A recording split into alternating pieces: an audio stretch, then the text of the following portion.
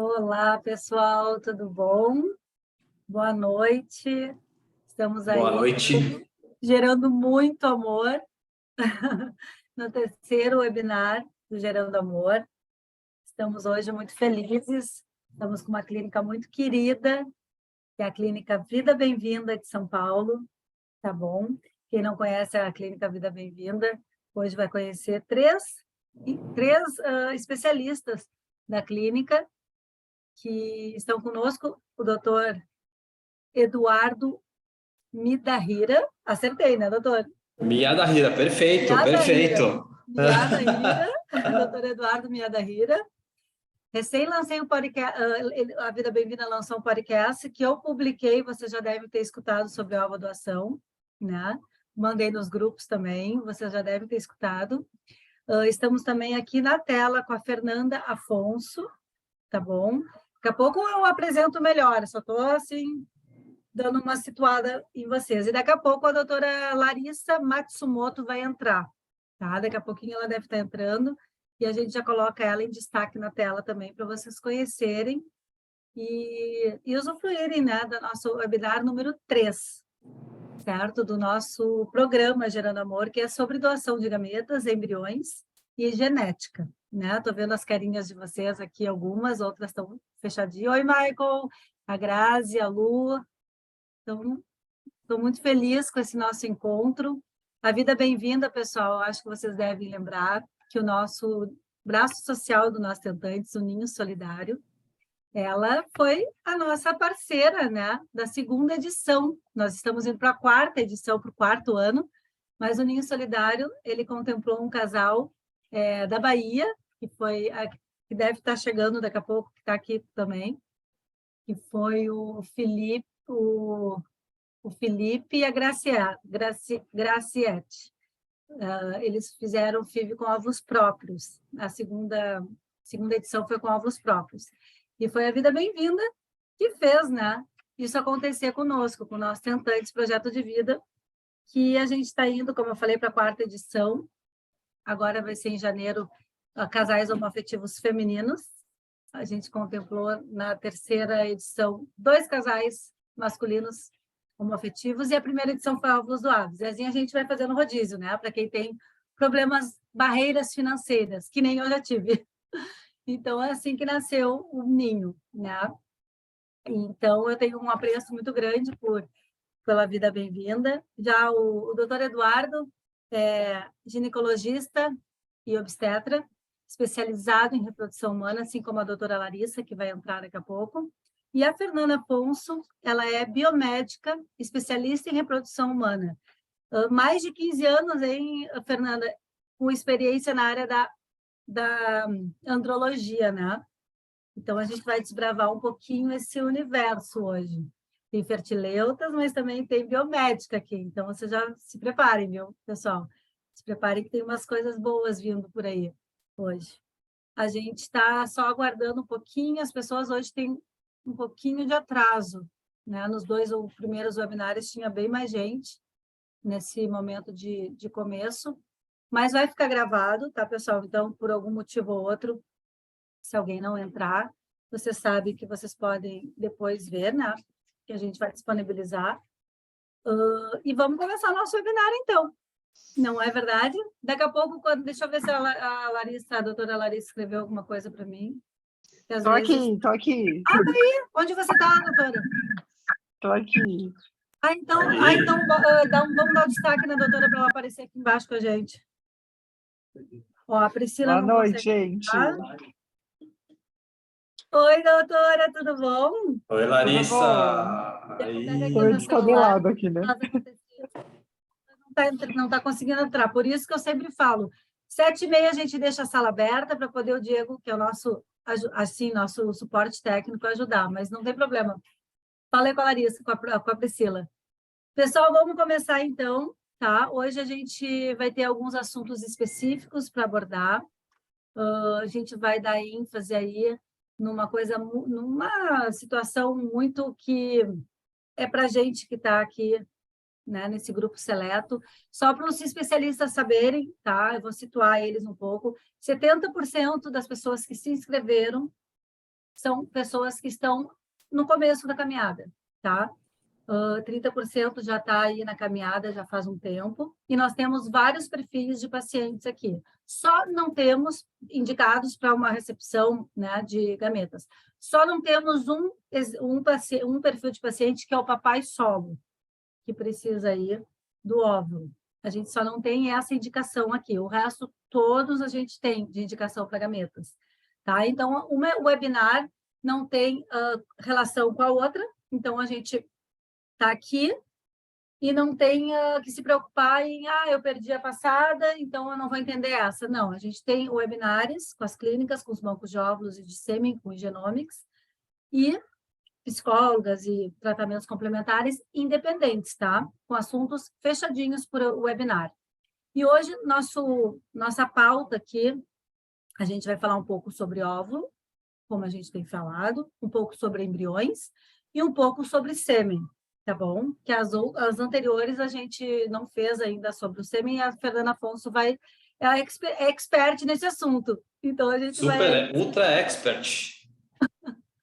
A expertise dela é banco de sêmen. Então, a gente vai se aprofundar um pouquinho para quem está precisando aí um fator masculino, né? Ou mesmo um casal homoafetivo feminino que nós temos aqui no nosso grupo.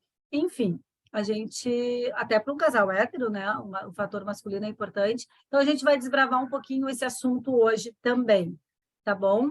Bom, vamos começar com óvulos. Posso começar contigo, doutor Eduardo? Claro, estamos empolgados aí para esse webinar. Então, a gente sabe, né, doutor, que o nosso maior inimigo é o tempo, né? Toda família tentante sabe o quanto essa idade, né, determina o sucesso na FIV, né? Então, assim, é uma coisa que eu não posso deixar de começar falando sobre isso, porque é aquilo, né? A idade está completamente relacionada à capacidade do nosso organismo de responder bem à estimulação ovariana ou não, né? A gente sabe que se a gente tem uma resposta boa, a gente aumenta o número de óvulos e as chances de sucesso, sei lá, se duplicam, triplicam, né? E quando isso não acontece, que já aconteceu comigo, é uma tristeza, né? A gente não responder bem. Então, vamos falar um pouquinho sobre essa reserva ovariana e essa perda da quantidade e da qualidade reprodutiva que isso acontece quando a gente está aí numa certa idade avançada e muitas vezes até um pouco antes, né? Joia. Bom, primeiramente, Karina, obrigado aí por convidar a Clínica Vida Bem-vinda, o meu convite, eu, doutor Eduardo. Claro, depois a Larissa e a Fernanda vão se apresentar. Eu sou um dos médicos que atende na Vida Bem-vinda, né? Hoje, quantos médicos nós somos, Larissa? Uns 15? 17 ao todo, 11 17. que trabalham só com reprodução, né? Tá grande. Tá então, grande. né, precisando de algum auxílio, então tem aí uma equipe inteira, né? Fora o pessoal especializado em urologia e tal, a parte do laboratório, né, que é o nosso laboratório Lab for Life. Então, o que vocês tiverem precisando, tem alguma dúvida, estamos à disposição, e a gente tem bastante atividade nas redes sociais também. Deixem suas perguntas aqui no chat que a gente vai respondendo. E aí eu acho que a dinâmica é essa, né, Karina? A gente ir conversando e respondendo as dúvidas, que eu acho que é o mais importante de tudo, né? As informações técnicas, por vezes, elas são muito técnicas. Se vocês acharem que ficou alguma dúvida na maneira que a gente fala, como a gente se expressa, por favor, fiquem à vontade, e aí a gente vai conversando. Então, como a Karina bem colocou aí, o tempo ele é um fator que ele é importante na nossa conversa, né? Em todas as consultas ele está presente, e em especial para os óvulos, né? Para a saúde dos ovários, o tempo ele é importante. Nós sabemos que as mulheres ao longo dos anos elas vão tendo uma queda, né, na quantidade de óvulos. Para ser um pouco mais técnico nessa queda, A título de curiosidade também, as mulheres têm o máximo de óvulos quando está na barriga da mãe. Então, por volta de umas 20 semanas de gestação, 5 meses de gestação é o máximo de óvulos, porque essas células elas vão se dividindo, fazendo um tipo de divisão que chama mitose, né? Daquela coisa do colégio, uma célula vira duas iguais e assim elas vão se multiplicando até 5 meses de gestação. E de lá para frente começa um outro tipo de divisão celular, que é a meiose, e é uma divisão reducional. Então, a partir de 5 meses de gravidez, a gente tem um declínio da quantidade de óvulos. Também, a título de curiosidade, a gente conta essa história de o máximo de 5 a 7 milhões de óvulos. Quando ela nasce, tem 1,5, 2 milhões. Quando ela menstrua, quando vira mocinha, tem uns 500 mil. E aí, quando ela entra em menopausa, ela tem 1.000. Então, é sempre esse declínio. E é essa história que justifica, ao longo do tempo, você ter a queda em quantidade e também o declínio em relação às chances, às taxas de gravidez. E se a gente for consultar como que é o comportamento da fecundidade, da possibilidade de a taxa de gravidez por mês, se você coloca num gráfico, né, aqui a idade e aqui a taxa de gravidez, você vai tendo um leve declínio até os 35 anos, aí aos 35 anos ela começa a ter uma flexão um pouco maior e fica mais importante a partir dos 35 anos. Então é por isso que se vocês forem explorar aí, darem um Google assim, até quando que congela o óvulo? Então, né, essa nossa indicação de, se possível, até os 35 anos é o que a gente mais fala, e é por isso que a gente tem isso daí, Karina. Não sei se foi claro. Ontem até uma menina me procurou dizendo que congelou os óvulos com 42, tá? Aí eu disse, pois é, né? Meio tarde, né? E ela, não, mas é melhor que nada. Como é que essa coisa, qual é a taxa, por exemplo? Aí a única coisa que eu disse para ela, vai fazer biópsia embrionária, porque com óvulos com 42 anos já tem indicação, né? E que, inclusive, a pauta da nossa conversa hoje é a biópsia embrionária. Eu ou a Larissa? Tudo faz? Levante a mãozinha. Tá, então vamos a Larissa, porque, né, a Larissa tem uma voz mais bonita. Eu tenho paciente que já congelou também com 42 anos. O que ela falou, o que essa paciente falou, Karina, é verdade, assim, né? Antes, agora, com 42, que o óvulo congelado, a gente pensa muito no congelamento da qualidade, mas um óvulo com 42 anos, a gente sabe que o potencial de chance de formar um embrião, ali você falou da biópsia, um embrião normal geneticamente é perto de 10%. O que acontece quando a gente congela mais tardiamente? O Eduardo falou dessa questão dos 35 anos, a gente pensa na quantidade, mas depois dos 35, a gente passa a ter também uma queda muito importante na qualidade desses óvulos, na qualidade em 2 pontos principais. Um, na chance de formar embrião, então eu vou precisando cada vez de mais óvulos para formar aquele embrião, e depois que eu formei esse embrião, a chance desse embrião ser normal geneticamente. O embrião normal geneticamente é aquele que vai ter chance de implantar e nascer um bebê. Então, depois dos 35 anos, a gente passa a ter a queda nessa chance de formar esse embrião normal geneticamente, e o ovário é muito cruel. O embrião euploide, né? O embrião euploide. Isso. Tecnicamente, é o nome que a gente dá, o euploide. Está cromossomicamente apto para a transferência. Exato.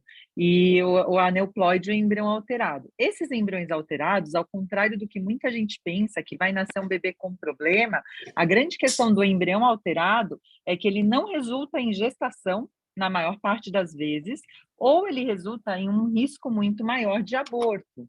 Então, não vai resultar com né, um embrião alterado, síndrome de Down todas as vezes, ou uma alteração genética, uma malformação. A maior parte das vezes resulta em não gestação. Por isso que o Dudu falou desse gráfico da queda, da queda, né, na taxa natural de gestação, justamente por isso. Eu vou formando mais embriões alterados que vão me dando chances menores de gestação. Quando eu penso, eu vou congelar com 40, acima de 40 anos, a grande questão é que eu vou precisar de um número muito grande de óvulos. E isso normalmente implica com a queda na reserva, na quantidade e a queda na qualidade em maior número de estímulos. Então, qual o número que a gente calcula para 42 anos, congelamento, para que eu tenha uma chance real de gestação ali perto de 40%, pelo menos 30 óvulos, 30 a 40 óvulos. E às vezes, para ter 30 a 40 óvulos, essa mulher vai ter que passar por 4, 5 estímulos. Esse era o meu destino. Se eu não fosse para a ovodoação, eu já tinha tentado 2 vezes com meus óvulos próprios, né? Eu já tinha inserido 4 embriões, que na época podia, na primeira tentativa com óvulos próprios, e na segunda tentativa eu transferi 3 embriões.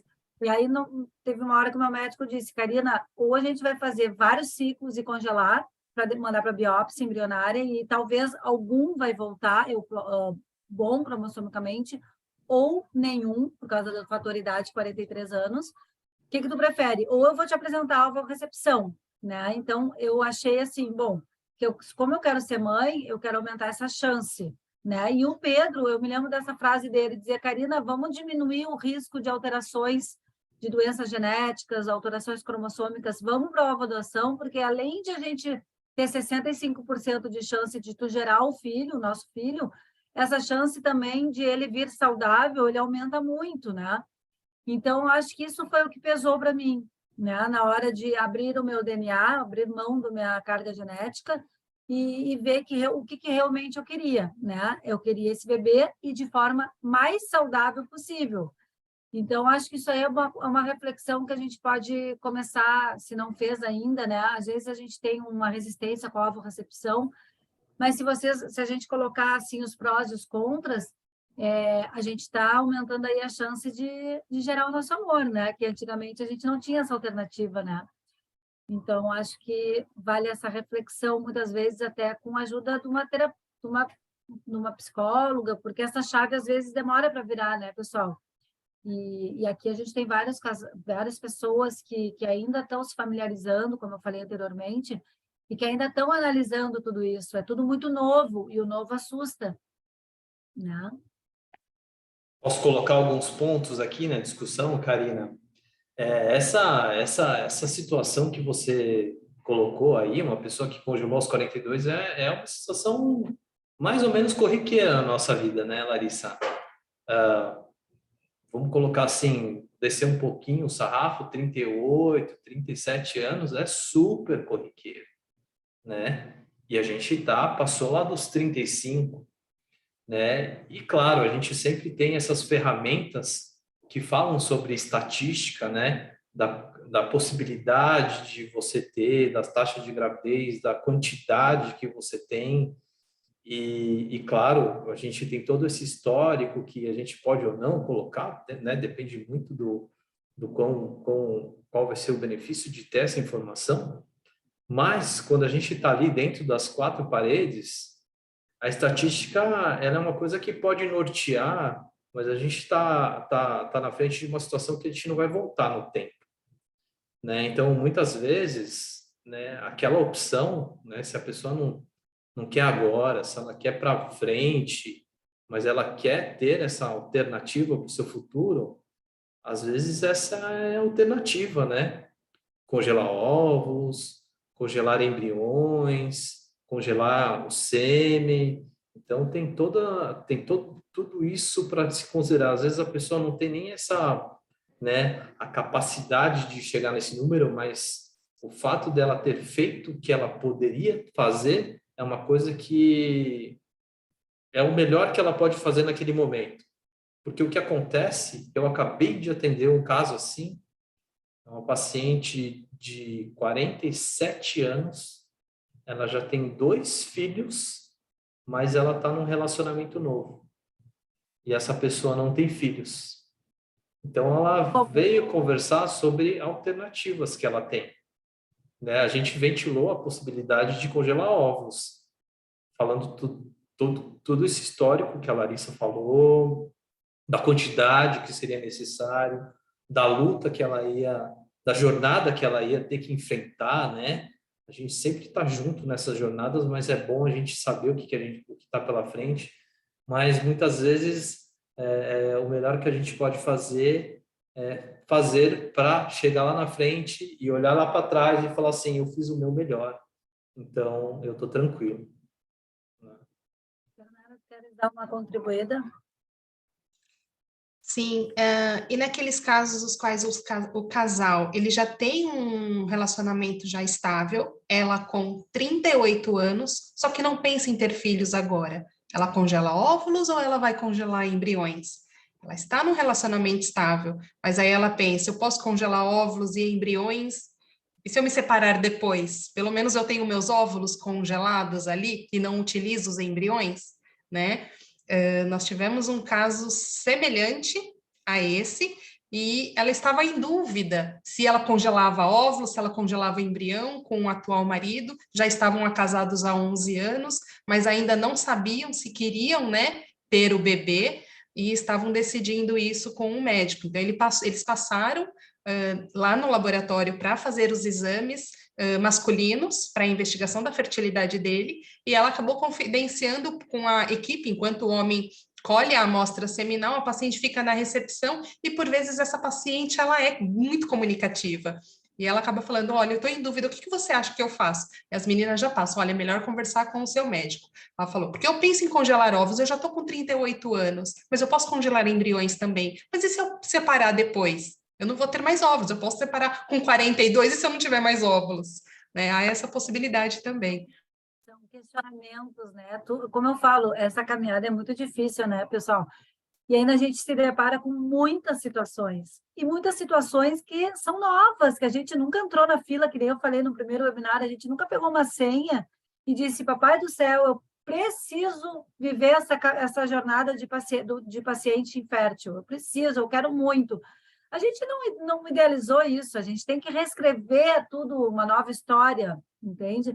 A gente precisa acomodar os nossos lutos, elaborar vários lutos aqui dentro do coração, porque o desejo ele vem de forma fulminante, né? Mesmo que tardiamente, muitas vezes, que nem o meu caso, que nem vários casos aqui. Mas aí, controlar toda essa ansiedade, né? E a gente não sabe quanto tempo que a gente vai ficar nessa jornada, a gente não sabe se vai ser 1 ano, se 10 anos, a gente não tem garantia de 100%, óbvio. Então, assim, é muito turbilhão de sentimentos, é muita coisa para a gente elaborar e administrar, né? E ainda tem o marido, que às vezes a gente não consegue. O Pedro entrou na jornada quando a ovodoação entrou na nossa vida, porque com óvulos próprios ele me estressava horrores. Horrores. É uma coisa surreal que eu passei. Primeiro que não fazia o espermograma durante 4 meses, né? Fazer o favor de não fazer o espermograma, e eu chorava, dizendo que ele tinha, que é o único exame que eu precisava que ele fizesse era o espermograma, que ele precisava, já tinha sido revirada, entende?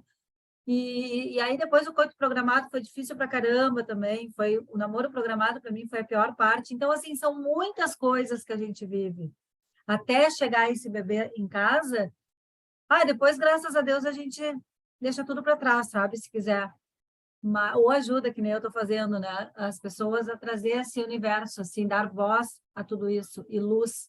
Mas é muito difícil, é muito difícil. A Fernanda falou uma coisa bem importante aí, é complicado tudo isso. E aí entra essa resiliência, né? Essa resignação que a gente não sabe nem de onde a gente tira, do pé, eu acho, né? Essa questão que você falou, Karina, de se reinventar a cada possibilidade de tratamento, é muito importante, né? De você estar aberta, né? Como aconteceu com você. Você começou com tratamento de coito programado, e eu tenho amigos que, quando vão para coito programado, não aguentam. A gente sempre propõe 3 coitos programados, né? O coito programado... No máximo, senão há divórcio. É aquele tratamento que a gente acompanha a ovulação, até induz a ovulação e orienta os casais a terem relações em casa, né?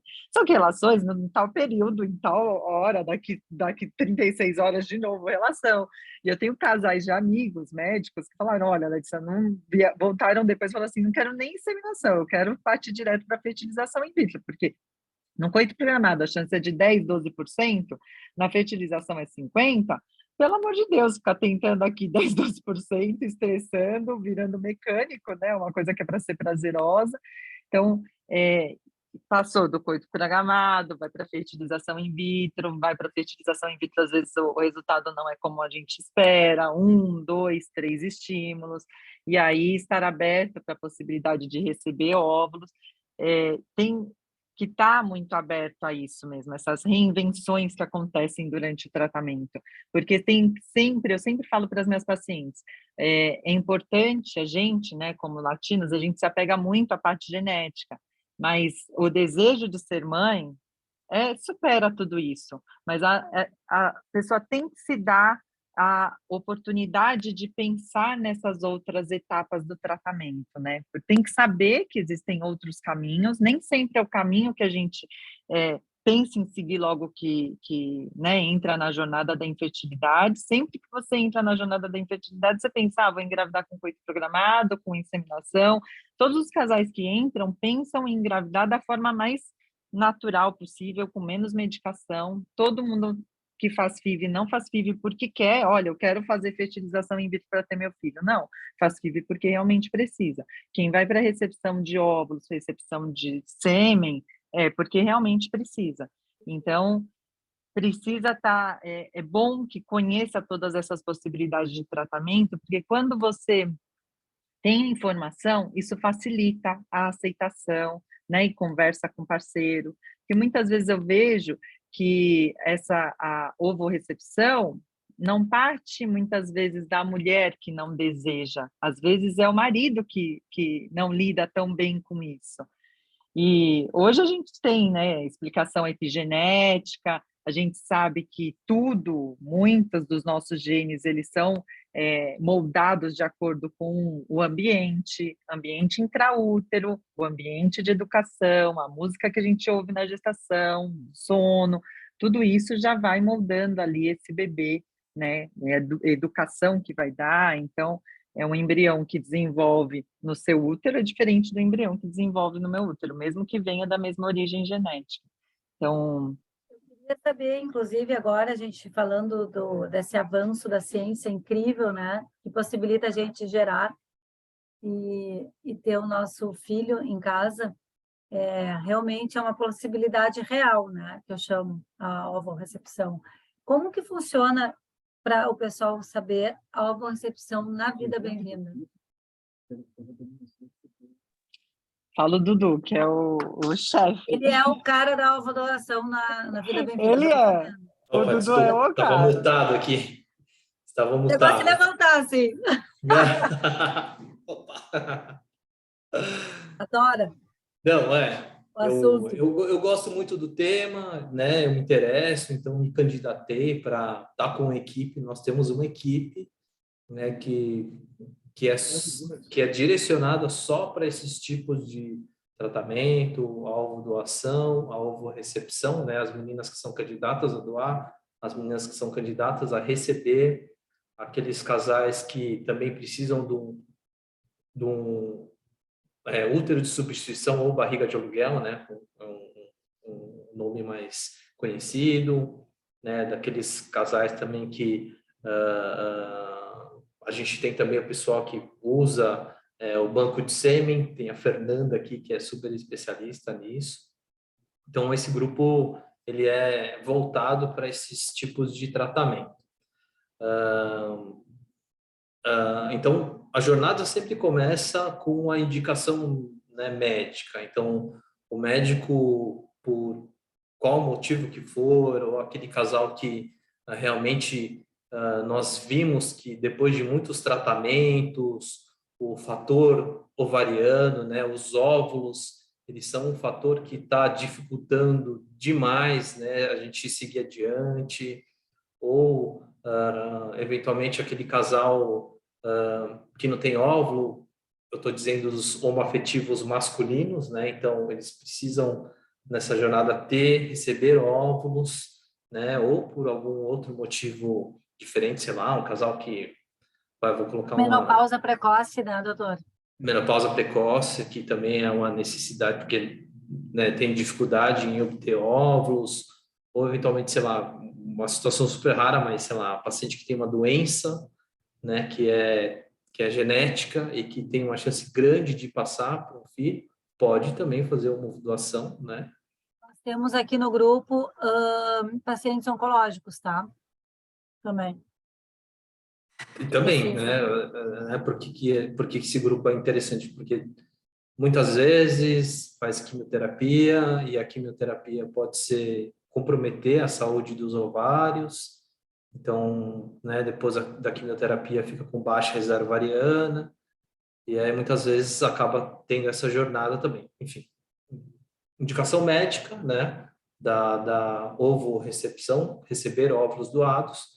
Aí a gente vai entrar dentro do processo, né? Então, a pessoa que está mais ali coordenando vai entrar em contato com esse casal, vai pegar as características físicas do casal, cor do cabelo, cor dos olhos, altura, peso, dados físicos, né? Vai conversar, explicar como que vai ser a jornada, e essa mesma pessoa, ela sabe quem são, né, todas as candidatas a ser doadoras.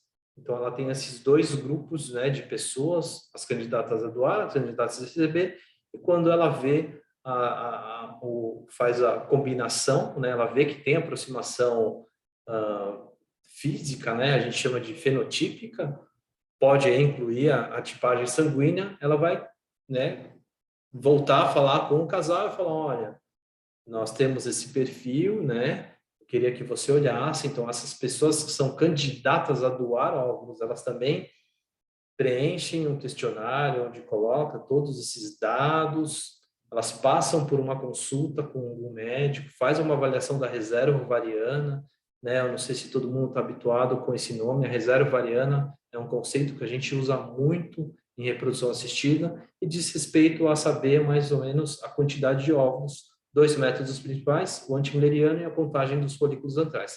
Então, todas as pacientes que são candidatas a doar óvulos, elas têm que primeiro ter menos que 35 anos, isso é da clínica, tá? O Conselho Federal de Medicina diz 37, mas a clínica manteve o 35 anos, tá? Então, menos de 35, boa reserva ovariana, isso daí não está no Conselho Federal de Medicina, mas é um critério nosso da clínica, né? E aí tem que ter as sorologias, né? Exames normais, ter um histórico. Cariótipo agora já está obrigatório agora, né, Fernanda? Cariótipo obrigatório para a gente sempre foi, tá?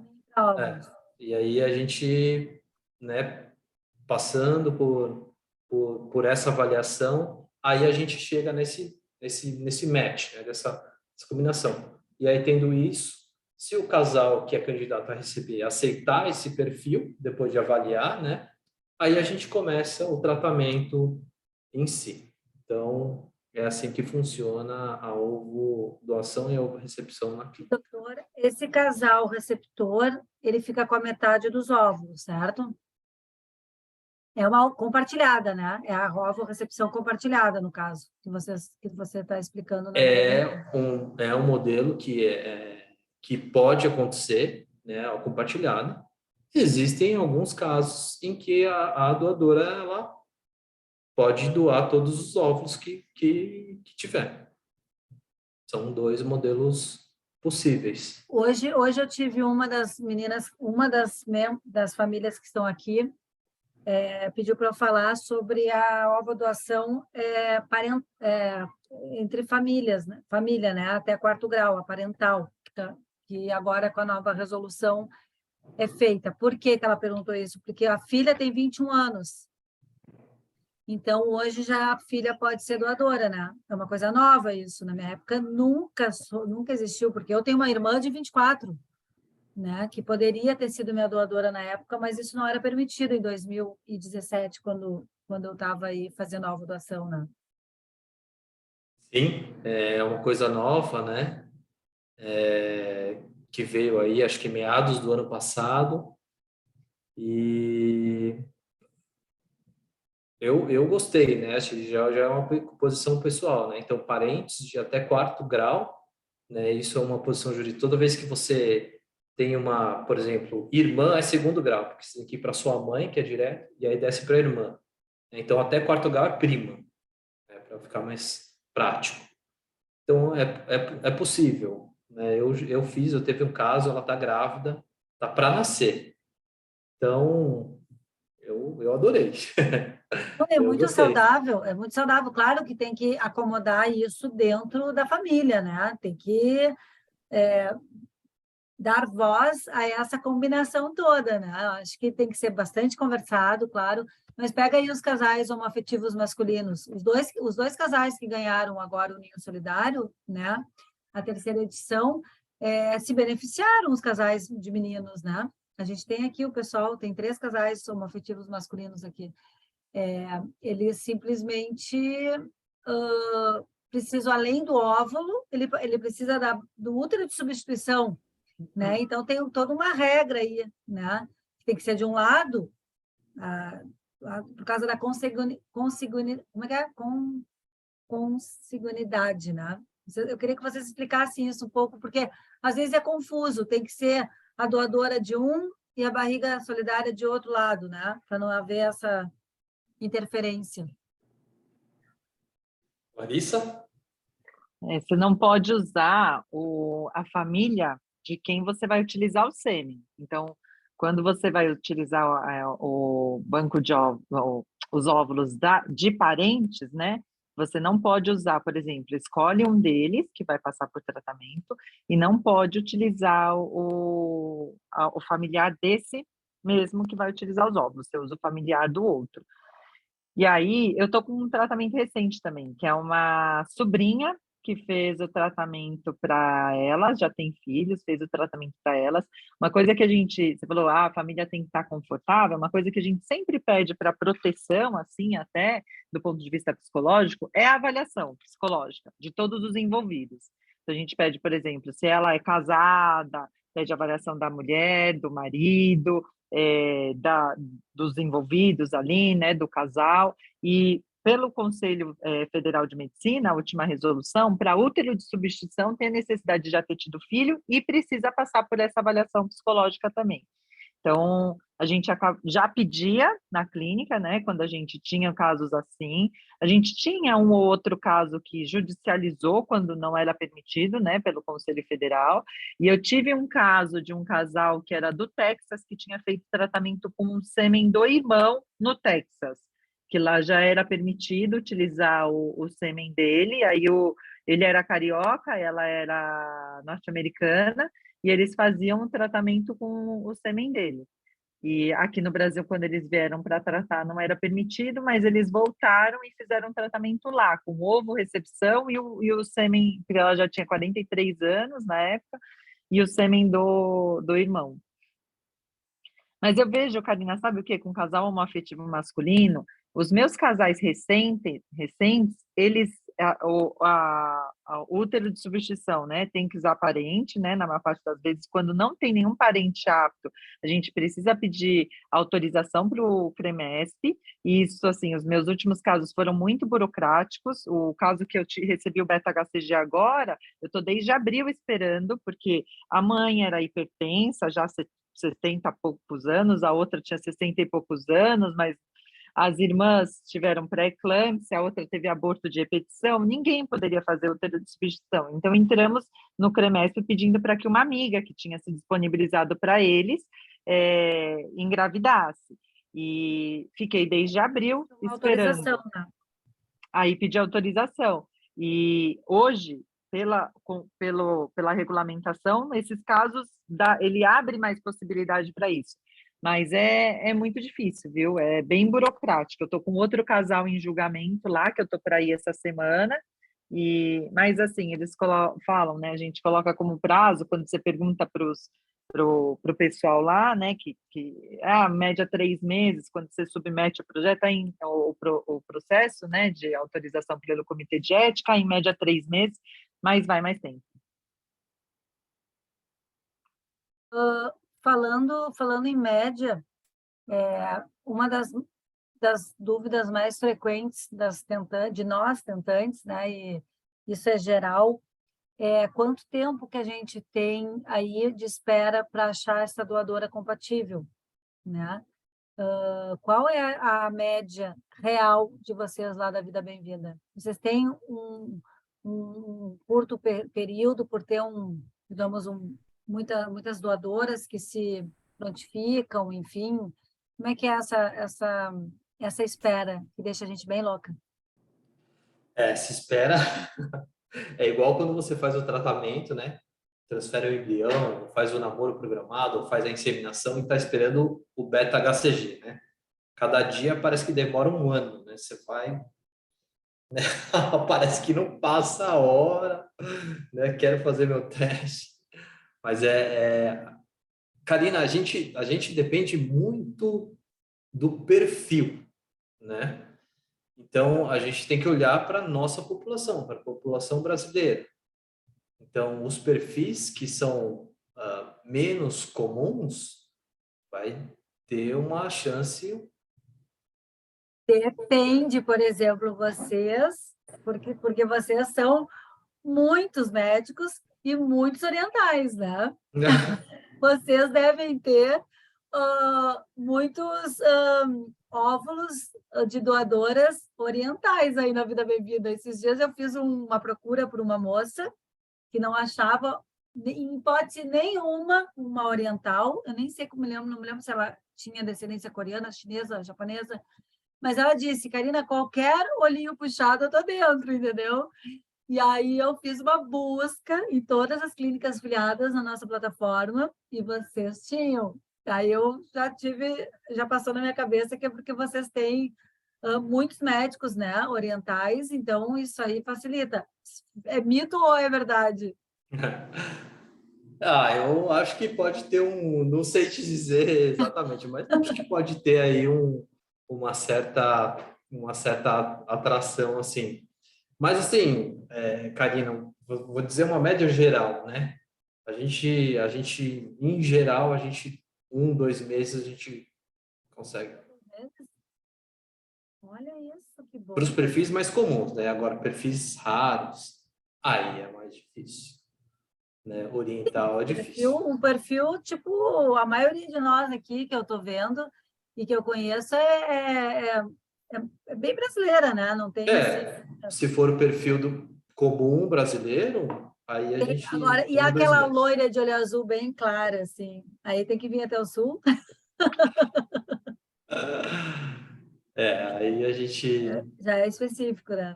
É, aí é mais difícil. A negra também, Esses, a negra também. é isso, esses perfis mais raros que o Dudu falou, normalmente são as loiras de olhos azuis mesmo, as negras puras, e aí negra pura é engraçado, porque a gente tem muita paciente angolana também na clínica, e elas às vezes vêm na clínica, a gente tem a Silene, que é negra, mulatona, lindona, assim, da clínica, e elas falam assim, o óvulo de negra que você vai me oferecer é igual da Silene? Aí eu falo, sim, é negra, né? Aí ela, não, mas a Silene é negra branca, não quero Silene, não quero óvulo de Silene negra branca, não quero. Então, é um perfil raro Agora, em japonesas. como isso é muito relativo, né, pessoal? Ai, sei lá, é muito relativo. Eu me lembro na minha época, assim, que eu botei minhas características fenotípicas, mas, assim, eu também sou super normal. Nem sou loira, né? Eu sou morena, cabelo castanho, pele clara, etc., altura X. Eu me lembro que eu queria uma parecida comigo, sabe? Mas não precisava, assim, ser igual, sabe? Até porque ninguém é igual, óbvio. Mas aí, quando me procuram, assim, as pessoas me falam, Karina, mas eu quero a mesma altura, sabe? O mesmo peso. Gente, tem uma hora que isso deixa de, pelo menos para mim, deixou de ser importante, sabe? Mas eu não. Foto, muitas pessoas me perguntam das fotos. Gente, é muito pessoal tudo isso, mas Deus me livre a saber de foto. Eu não quero saber de foto, eu só sou grata eternamente para minha doadora, que só sei que ela tinha 28 anos na época, a única coisa que eu sei dela. E rezo e agradeço, sabe, tudo de bom para ela, mas assim, nunca quis ver foto, sabe? Mas isso, claro, eu entendo que é de casal para casal, de pessoa para pessoa, enfim. Mas eu não estou vendo as perguntas aqui. Será que é porque não estou... Diego, vem aqui. Vou pedir com o auxílio técnico. Eu abri uma janela que eu não estou vendo as perguntas mais. O Diego, ajuda aí, Diego. Queremos as Você sabe, perguntas. Karina? Queremos conversar com as pessoas. Agora, como é que... Eu estava vendo, só que aí fugiu da tela as perguntas. Ó, não estou vendo perguntas aqui. Não estou vendo. Tem alguma? Vocês viram, pessoal? Não, O pessoal eu tá não vi, não. tímido. Para a gente aparece? Vão ali no chatzinho. No chat Vocês aqui não vão ver. aparece nenhuma pergunta, por enquanto. Então, não fizeram pergunta ainda. Vocês estão todos tímidos hoje. Porque aproveitem que a gente está aqui com 3 especialistas. Eu quero falar um pouquinho sobre sêmen com a Fernanda, porque a gente está falando aqui de bastante coisa muito, muito importante, mas às vezes as pessoas falam, mas o sêmen...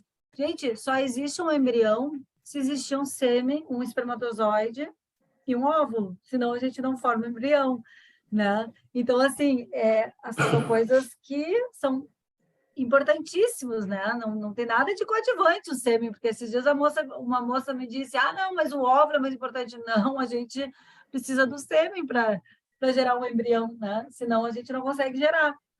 A gente só vai ter o barrigão se o encontro desses 2 gametas, né, se fertilizarem.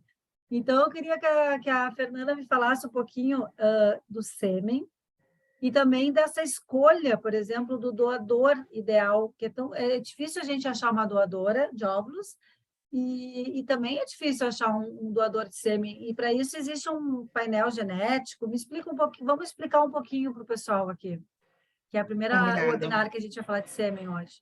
Tá. Então, primeiro, para exemplificar, para quem que é destinado o banco de sêmen? É destinado para aqueles casais de mulheres homoafetivos que vai precisar do espermatozoide, a produção independente, ou então para aquele casal onde tem uma infertilidade masculina associada à infertilidade do casal aí, né? E eu procuro dizer que a etapa, pode-se dizer, que mais demorada desse processo é a escolha do doador. Foi como você comentou, que para mim não era importante ou relevante, vamos colocar relevante, não era relevante a altura, o peso da doadora.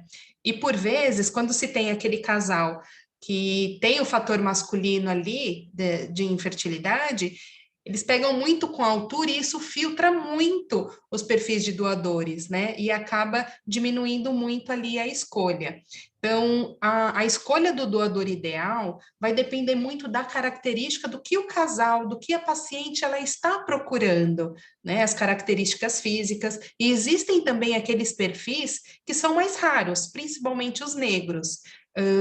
Negro, onde a mãe é negra e o pai é negro, tem pouquíssimos perfis. Eu digo assim, do banco americano, né? No Banco Nacional pode ser que a gente encontre com mais facilidade, mas no Banco Americano, qual que é a diferença entre Banco Americano e Banco Nacional, Banco de Sêmen?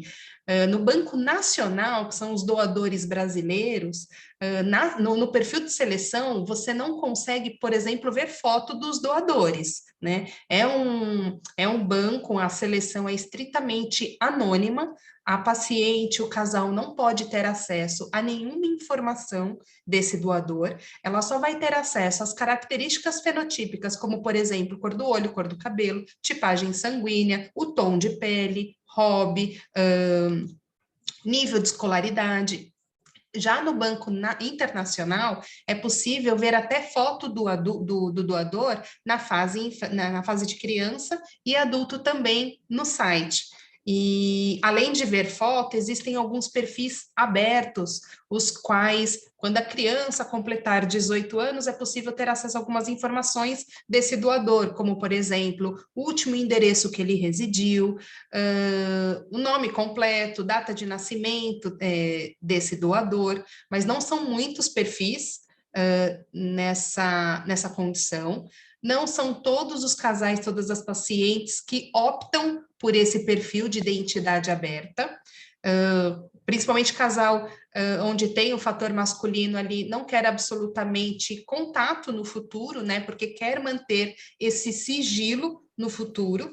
Então, quando eu estou atendendo um casal que tem o fator masculino, a primeira coisa que eu pergunto é qual a tipagem sanguínea do marido, porque a gente tem essa relação entre a tipagem sanguínea do homem com a mulher, que vai ter um bebê de uma determinada tipagem sanguínea, que se ela for, se ele for O e ela também for O, não pode nascer um bebê B positivo, por exemplo, né? Então, se eles escolherem um perfil B positivo e nascer um B positivo, no futuro, a criança, ela pode questionar isso. Então, eu pergunto sempre para o casal se eles querem abrir essa informação no futuro. Não querendo abrir, quer manter sigilo, então eles têm que escolher a mesma tipagem sanguínea do doador.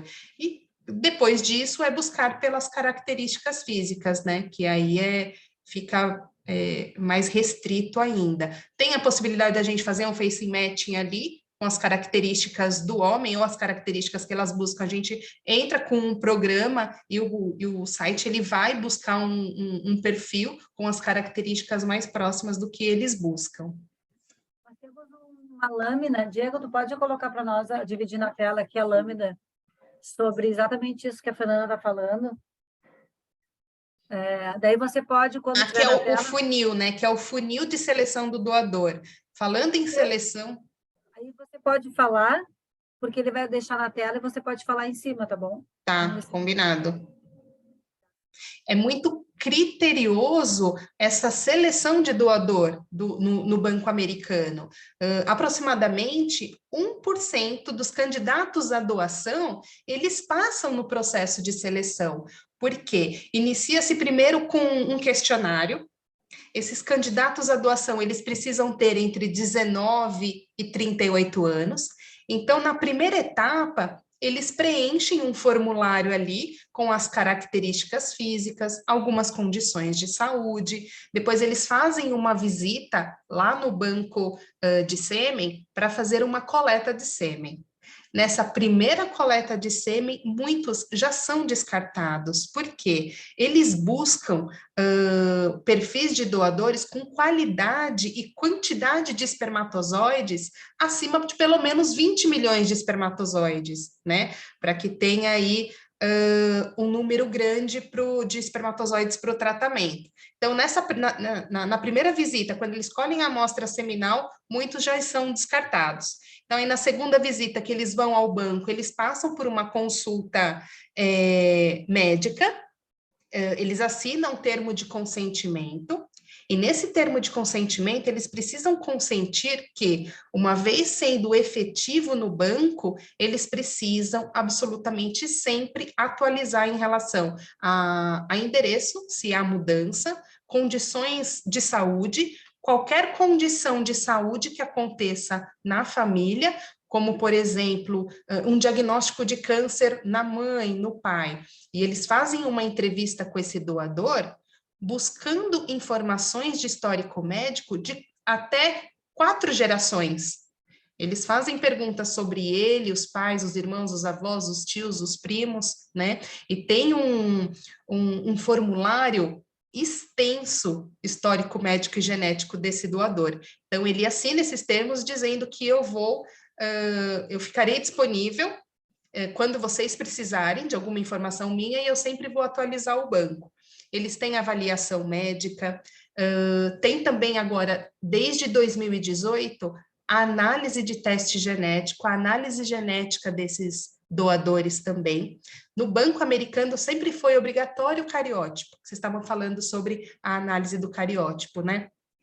Os bancos aqui no Brasil também sempre fizeram, é que na resolução da Anvisa anterior, não era obrigatório a análise do cariótipo para a doação de gametas. Só que a partir dessa RDC 771, que vai começar a ser vigente agora, a partir de 1º de fevereiro, passou a ser obrigatório o cariótipo. O que é o cariótipo? É um exame genético que você vai analisar a estrutura cromossômica desse indivíduo, né, para saber se não tem nenhuma alteração cromossômica ali. E os doadores americanos fazem. É diferente da análise genética, porque eu tenho o cromossomo, que ele é composto pela bases ali de DNA, e esse DNA ele tem os genes. Alguma variante, alguma mutação nesse gene pode causar uma doença autossômica recessiva. Então, qual que é o risco desse doador ter um gene, uma variante genética positiva? Por exemplo, se algum perfil de doador tem uma variante genética positiva, ele não é excluído do banco de sêmen, do processo de seleção, porque todos nós podemos ter alguma variante genética, mas não necessariamente eu tenho a doença. São chamados os portadores saudáveis, portador saudável de doença, né? Por exemplo, eu posso ter uma mutação que cause deficiência auditiva. Eu tenho esse gene mutado. Aí eu vou usar um espermatozoide que não tem esse gene mutado. A chance do meu filho ter a doença é muito baixa. Agora, sabidamente eu tenho o gene que causa deficiência auditiva. Eu estou usando o espermatozoide que tem essa mutação que causa deficiência auditiva. Aí tem 25% de chance do meu filho desenvolver a doença, né? Então, quando a gente vê ali um doador de sêmen que tem o perfil genético, qual é a orientação para essa paciente? Faça também o teste genético para saber se você também não carrega essa mesma variante genética que o doador. Só que aí tem uma questão muito importante. O Banco Americano e os bancos nacionais também, eles fazem análise de aproximadamente 280 genes. A gente tem mais de 6 mil genes no corpo. Esse exame, ele não vai analisar absolutamente todos os genes. Essa análise genética, ela pega os mais comuns. Agora, se o doador, ele fez um exame genético, avaliou 283 genes, e essa paciente vai fazer um teste que vai analisar 500 genes, pode dar tudo negativo igual dele, mas ela pode ter algum positivo que ele não foi testado. Aí, esse time to FIV, que é o tempo até ela fazer a FIV, é mais prolongado, porque vai ter que recrutar o doador. Olha, a gente tem uma paciente que escolheu o seu perfil, só que ela fez um teste genético e deu positivo, só que você não fez, você vai ter que ser recrutado. E a cada teste genético que a paciente faz ou doador, são 30 dias para ficar pronto. Então, o processo acaba ficando muito longo, né? O que a gente conversa cada vez mais é que essas informações em relação a teste genético seja introduzido lá no início, quando o casal já entra no consultório, já é sabidamente que vai precisar de banco de gameta, já pede um painel genético, né? Porque esse tempo para FIV, ele pode ser diminuído. Os testes demoram 30 dias para ficar pronto. E a orientação que eu passo para a paciente é, veja essa análise genética, ele fez 283 testes, faça exatamente esses 233 genes que ele foi pesquisado. Se ele tem positivo e o seu der negativo, o risco é mínimo para a criança. Porém, você vai fazer um aconselhamento genético, quer passar com um geneticista, ele vai avaliar, vai fazer um espelhamento desses exames e dizer, você é geneticamente compatível com esse perfil. Exatamente. Foi bom até a Fernanda... Você está muda. Deu? Deu. É bom esse esclarecimento todo. E só falando uma coisa para complementar, o aconselhamento genético, pessoal, já fiz são 5 que a gente ganhou do Genomics para vocês que estão inscritos, 5, tá?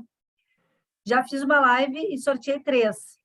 Agora faltam 2. Semana que vem eu vou sortear mais 2, deixando só aqui porque a Fernanda falou no assunto, tá? Então, tem live sobre o que é o aconselhamento genético, tem tudo lá no nosso Gerando Amor. Então, para quem ainda se inscreveu recentemente, né, ainda está concorrendo, tá? Eu vou dar mais 2 agora. Eu tenho duas perguntas da Graziele, tá? Uma pergunta, Karina, de forma legal, protocolar, há um passo a passo no sentido da equipe médica tentar primeiro com óvulos próprios na paciente, número de tentativas específicas para depois ir para um óvulo doado ou uma embriodoação, ou depende da escolha do casal? Se quiser ir direto para a ovodoação ou embriodoação, isso é possível?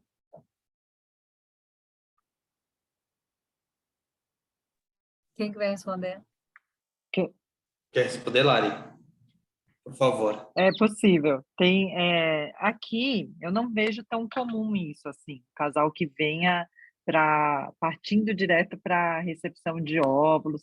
Banco de sêmen acho que é um pouco mais comum até, porque normalmente já acompanha com uro, já vem para banco de sêmen. Para óvulos, eu vejo mais comumente as mulheres virem para tratamento, ou quando já vieram de tratamentos de outra clínica, falhas de tratamento, partindo para a ovorecepção. Mas tem alguns poucos casos de mulheres assim, que procuram, com 46 anos, olha, eu sei que minhas chances são muito pequenas com os meus óvulos, eu vou direto para óvulos doados. Não tem muito uma regra assim. Desde que eu sempre converso com os meus casais e coloco essas estatísticas, né, das chances, porque acho que daí o casal vai para casa, a mulher vai para casa, quando é uma gestação solo, né? Vai para casa, pensa no fator financeiro, de vou precisar fazer 3, 4, 5 estímulos, físico, emocional, e as chances de sucesso, né? Então, aqui eu preciso primeiro esgotar com os meus óvulos todas as possibilidades e o meu limite, para que eu passe para a ovorecepção, ou não, eu estou bem confortável com a ovorecepção e vou partir para isso. Sabe que uma vez eu tive uma paciente francesa que ela falava assim, ela é francesa e ela queria um filho, ela falou assim, olha, se você vê, e ela era loira, de olhos claros, 1,80 m de altura, ela falou assim, eu quero um filho, doutora Larissa, eu vou levar, e ela mora hoje na França, e ela trabalhava em Paraty aqui. Ela falava, eu quero um filho, se você me trouxer uma índia, eu vou adorar ter uns genes brasileiros desenvolvendo em mim. Então, e ela veio assim, quero fazer ovorecepção e pronto, é isso que eu quero um filho. Na primeira webinar uma moça aqui, que eu adoro, inclusive ela, e aí ela disse que, não sei quem a gente estava falando, que na clínica tinha, o que é, vocês lembram o que a Marta falou? Eu não sei se a Marta está aqui hoje conosco, não vi ela aqui, que tinha... era oriental que tinha, e ela disse, eu quero uma japinha para mim, não sei o quê. Então, assim, é muito relativo tudo, né? Mas só para complementar a tua fala, Larissa, doutora, respondendo a pergunta da Grazi, eu acho que o que mais eu acho que tem que deixar registrado aqui, assim, para reflexão, pessoal, qual é o nosso limite mesmo, né? Porque tudo isso é muito de pessoa para pessoa, né? Então, assim, se daqui a pouco eu conheço pessoas, eu acho que você é um caso público que nem o meu.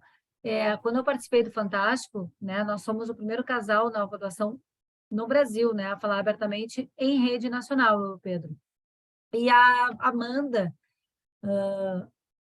não é Amanda, qual é o nome dela? Ai, minha amigona, agora isso que me deu um branco. Ela também estava com a gente, né? Mas eram óvulos próprios. Nós éramos do casal da ovodoação, ela era óvulo próprio. Ela estava nessa vez, na época que ela fez o Show da Vida, esse programa, né, que a gente fez, essa série, que se chamava Fertilidade, ela estava na 7ª tentativa, tá? Ela só conseguiu gerar o João, que é o filho dela, na 15ª. Tá? Então, assim, para vocês verem que do 7º, ela fez mais 8. Então, ela chegou num limite que tem muita gente que não ia conseguir chegar, entende? E ela está aí com o João, maravilhoso, que eu adoro ela e adoro a criança, e ela foi um caso real que quando a gente fez aí em São Paulo nosso webinar, nosso presencial, antes da pandemia, a gente fez um evento presencial aí, eu levei ela é de São Paulo, para falar sobre essa experiência dela. Olha o limite dela. Eu não sei se eu ia dar conta. Tu entende? 15 vezes com meus óvulos próprios, porque eu já estava extremamente estressada com 2 tentativas, sendo que uma não reagi bem às medicações, então eu tive 3 né, tentativas. Uma eu tive que parar porque eu não reagi bem às medicações e não dei continuidade. E eu já estava estressada, já estava assim, ó, chocada com tudo isso e fui para óvulos doados com muita gratidão, sabe? Mas então isso é muito relativo, né, doutor? Tu concorda comigo? Eu não sei se você se lembra, Karina, no nosso webinar, eu te fiz essa pergunta. Se você já soubesse que essa seria a sua jornada, você não teria feito as FIVs com óvulos próprios? Porque o meu entendimento dos casais que fazem ovulação, ovorecepção, eu acho que esses casais eles são evoluídos, né, no entendimento do que é a maternidade, do que é a paternidade, porque a gente sempre cresceu com um modelo familiar, né, de formação familiar, que é, né, o mais comum, que é aquela coisa, né, a pai, a mãe, né, namora, e aí tem os filhos. Então, esse é o modelo mais comum que a gente cresce. Claro, hoje em dia, né, a nossa sociedade está mudando, então os novos formatos de famílias eles estão mais, né, nas mídias, até na novela. Então, a gente está ganhando esse espaço. Mas, por exemplo, esse caso que eu atendi agora, dessa moça de 47 anos, quando eu falei sobre ovulação, assim, a cabeça dela quase explodiu, porque não fazia parte do que era considerado. E eu acho que esses casais que fazem, como a Karina, é uma evolução do entendimento da maternidade, da paternidade, que é muito mais do que o apego à coisa genética, ou, sabe, a esses questionamentos, é uma evolução. Então, esse foi o motivo de eu ter perguntado isso para a Karina, né? E a minha experiência pessoal, eu já vi pessoas que fazem 0 ciclos e vão direto para a recepção, porque tem gente que tem menopausa precoce instalada, tipo 35 anos parou de menstruar, né? Então sabe que é uma coisa muito difícil, ovulação. E eu já vi um casal que fez, assim, mais de 40 tratamentos e no final das contas eles fizeram a ovulação, né? Esse é um caso que eu comecei, depois eles acabaram com outro profissional, mas eu participei do parto deles. Depois de muitos anos, eu encontrei eles num hotel fazenda do interior e foi muito legal essa experiência porque você vê a jornada inteira acontecendo, né? Então, assim, não tem um limite. O limite é você Esse é evoluir o nosso, nós que e damos, mudar e nós que quebrar o damos. seu tabu que está dentro de você, né? A Então é Mara isso. perguntou aqui, ó, barriga solidária ou útero de substituição pode ser de amiga ou somente de parente? Para casal hétero. Pelo Conselho Federal de Medicina, né, o que está ali escrito é que pode ser parente de até 4º grau. Mas todas as situações que estão além do que diz, né, a resolução do Conselho Federal de Medicina, a gente faz uma avaliação, né, e se a gente acha que é uma coisa factível, né, a gente submete aquela situação ao Conselho Regional de Medicina e eles fazem uma avaliação coletiva, né? Não é uma avaliação única, cai num colegiado e eles deferem ou indeferem aquele caso do ponto de vista ético, né? Então, isso é o que diz a norma do Conselho Federal de Medicina, parente de até 4º grau, mas existem casos de, por exemplo, a Larissa colocou um caso, é uma amiga, né, que ela está candidata, então o que diz a regra para quando é amigo? Não pode ter caráter, ela não vai ganhar dinheiro, então ela está fazendo isso porque ela está para ajudar uma amiga, e aí você submete ao CREMESP. Agora, lembrando que tem que ter um filho vivo, tem que ter um filho nascido, né? Sim, tem Minha que ter a experiência, regra, né? minha experiência em submeter, né, esses casos de homoafetivos masculinos, o que eu vejo, assim, que o processo bate e volta, né? Porque vai para esse comitê de ética, eles querem ter certeza de que o casal que vai fazer o tratamento com útero de substituição vai fornecer condições para que essa mulher tenha um acompanhamento gestacional, né?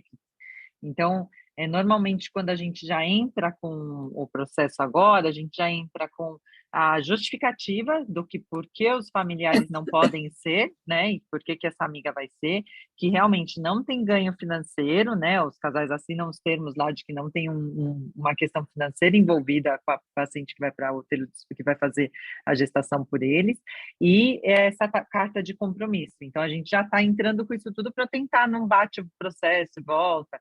Então, um pouquinho mais além do que o CREMESP coloca. E lembrando ali que para parente de 4º grau, a gente não precisa pedir autorização nenhuma, né? Mas para esses casos que fogem, a gente normalmente tem que ter esse compromisso também do casal e toda essa parte burocrática. A gente falou do filho vivo na útero de substituição, mas tem uma pergunta aqui. A fala da Larissa sobre a última resolução na medicina sobre a doadora de óvulos dentro da família, todas as clínicas seguem a doadora já ter sido mãe ou fica opcional para cada clínica determinar? O que está no conselho? Não precisa ser mãe. Para útero de substituição, precisa ser mãe. Para doadora, não precisa ser mãe. São muitas regras, né, pessoal? A gente tem que... Bom, a gente vai ter uma webinar que a gente vai destrinchar toda a resolução, porque tem muitas coisas, né? Muitas coisas. Tem que pegar uma canetinha. E muda, né? E muda a cada 2 anos. Bom, eu sou de uma época de tentante, né? De 2014, 15, 17, 18, não, 2013 eu comecei, até 2018. Que eu não sabia nada, né? Nada disso que a gente está falando. Eu era simples, eu entrei de paraquedas, assim, sabe, na coisa. E o meu amigo Google não me ajudava em nada, era um estresse também. Eu não tinha com quem falar, não tinha nada, não tinha webinar, não tinha live, não tinha nada, né, podcast. Não tinha rede de apoio, né? E eu sabia de 2 meninas que eu sabia que tinham feito o ovo doação, e aí fui perguntar para elas falaram que não era, que eram óvulos próprios, e eu, puxa vida, estava querendo conversar com você, achando que eram óvulos doados, então não é. E tudo certo, né? Cada um, não é regra, né? Pode contar ou não, enfim, isso é muito pessoal também. Mas eu senti muita falta disso aqui, sabe? Dessa troca. Eu não sabia nada. Era uma coisa muito louca, assim. Hoje o paciente, que ele é chamado 5.0, né? Para quem está nos escutando, hoje vocês que estão aqui, né? Se apropriando desse conteúdo e vão chegar nas clínicas que vocês vão escolher, que é difícil essa decisão, mas vocês vão escolher e vão chegar lá já com bastante conteúdo, com bastante esclarecimentos, né? E vocês são, hoje, as famílias tentantes são chamadas de pacientes 5.0, são muito mais exigentes, muito mais curiosos, muito mais criteriosos, e também querem e desejam e merecem, claro, a melhor experiência do paciente. As clínicas estão bem sabendo disso, né, pessoal? Bem sabendo disso, então aí para nos ajudar, né? Por isso que a gente tem que escolher uma clínica que realmente segure a nossa mão, sonhe com a gente, que dê vida ao sonho. Como é que é? Vocês têm uma frase ótima, dar vida a sonhos, né? A vida trabalha com essa frase e eu acho tão bonita ela. Eu gosto do gerar amor, mas o dar vida aos sonhos é muito bacana também. Então, temos outra pergunta. Oi. Eu ia só complementar que vocês estavam falando, vou direto para a doação de óvulos ou uso óvulos próprios, e tem situações semelhantes a espermatozoide também, que a gente tem até um caso de um tempo atrás, e está cada vez mais recorrente, o qual o homem não tem espermatozoide no ejaculado e ele vai fazer uma cirurgia para tentar espermatozoide do testículo, a cirurgia chamada microtese. E por vezes o urologista ele já sugere para o casal que tenha um sêmen de doador como backup, né? Porque se no dia da captação dos testículos a gente não encontrar espermatozoide e a mulher talvez já esteja em estímulo ovariano, utilize o sêmen de doador. Nós já tivemos um casal o qual o marido falou, Fernanda, eu quero que você me faça um aditivo nesse contrato, dizendo que se você não encontrar espermatozoide, você não vai me avisar. Então, eu não quero. Então, eles escolhem um perfil de doador muito semelhante a ele, e eles fizeram o tratamento, então não foi aberta essa informação de que se encontrou o espermatozoide dele ou não, se usou o espermatozoide do doador, né? Então, isso é pensar e tentar superar a expectativa do paciente também. A gente não tinha nenhum aditivo de contrato, nada no contrato que a gente pudesse fazer isso, né? Então, para superar a expectativa deles, a gente fez um aditivo de contrato, eles fizeram o tratamento, não vou abrir aqui se foi sêmen de doador ou não, mas deu para fazer e teve gestação e foi um sucesso. Hoje é o que eu digo, né, Fernanda? A gente tem possibilidades, a gente precisa se apropriar Muitas, delas. exato. Na época eu não tinha essas possibilidades todas, né? E hoje a gente tem bem mais possibilidades. Então a gente precisa falar, né? Não digo abertamente, mas falar sobre elas, trazer para nossa vida, ver se essa forma de parentalidade existe dentro da nossa vida espaço para ela, no nosso coração, enfim, né? Na vida do casal. Mas tudo isso vem com a informação. A informação é tudo, né? Por isso a gente está aqui hoje. A Patrícia tem uma pergunta, olha que interessante. Ela é peruana, tá? Minha ascendência é indígena da Amazônia e dos Andes. Eu e meu marido sempre tivemos curiosidade de como seria nosso bebê, já que ele é brasileiro, italiano, branco, cabelo castanho e olhos verdes, bem brasileiro. Infelizmente, minha reserva ovariana está muito baixa e um médico já sugeriu que pensássemos na doação de óvulos. Então, aqui no Brasil, é possível encontrar uma doadora de óvulos com o meu perfil? Caso isso não seja possível, pode-se escolher um doador com as características físicas do meu marido? Sim, é possível, né? Eu diria, de uma forma muito prática, tudo é possível. Mas, voltando aqui no que a gente já colocou, a gente, né, a expectativa de tempo de achar um perfil que seja, né, aproximado é mais difícil do que a média brasileira, né? Então, um perfil latino, assim, mais de indígena, assim, talvez seja um pouco mais difícil, mas é possível, né? Claro, a gente também tem a possibilidade de ter bancos externos, né? Assim como a Fernanda trabalha com um banco de sêmen, né, americano, a gente tem bancos de óvulos de outros países também, então, tipo a Argentina tem banco de óvulos, Ucrânia, Estados Unidos, então existem algumas possibilidades.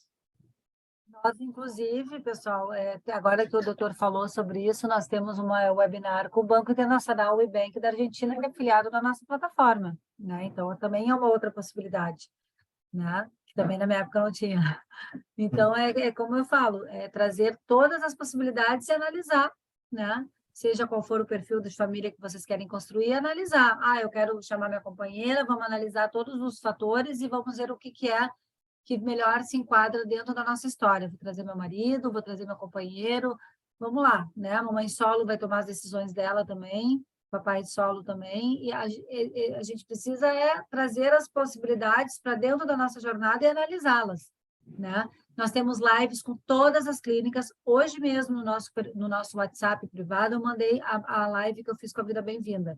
Eu fiz com a Larissa, o Eduardo, e fiz com o Dr. Oscar, com o Oscar, né? O Dr. Oscar. Então, eu mandei hoje para vocês essa live, tem no nosso YouTube, tem no nosso site, então, tem no nosso Instagram também, porque é isso, a gente tem que trazer para dentro da nossa jornada essas possibilidades, né? E para isso, a nossa rede de amor, ela está indo para o 4º ano, a nossa Tentantes, porque eu sei o que vocês passaram, eu sei o que é essa angústia toda de falta de informação. Claro que estamos vivendo num momento melhor, né, de mais acesso, acessibilidade, mas mesmo assim é difícil, a gente não acha todos os dias aí informações de modo aprofundado, né? Então, e outra, o bate-papo aqui É isso, não é olho no olho, porque não é pessoalmente, mas é muito mais legal vocês estarem conversando e vendo a cara do médico, o rosto do médico, e podendo usufruir desse momento de troca, do que ler um artigo, né? Do que ler um Google da vida, enfim. Então, acho que essa troca, ela é muito, ela soma muito, né? Eu tenho uma... Tá, manda para mim, então. Tá. Eu tenho uma pergunta aqui, tá? Quais são as chances de engravidar de gêmeos na FIV? Isso é também um assunto que toda tentante gosta muito de saber. Outro webinar a gente vai falar sobre a transferência de um embrião só. Ou é da, deixa eu ver. Não, é aqui. Nós temos que falar sobre a transferência de um único embrião e as gestações múltiplas e seus riscos. Que boa essa pergunta, já vamos falar agora, então. Elas são maiores do que naturalmente, né? Quando a gente pensa em gestação natural de gêmeos, a gente tem uma taxa ali média de 1,3% das mulheres que engravidam de gêmeos. Numa fertilização in vitro, de uma forma geral, quando a gente transfere um embrião, esse cálculo é para 3 a 4%. Agora, se a gente transfere 2 embriões, dentre as mulheres que engravidam, a média é de 30%.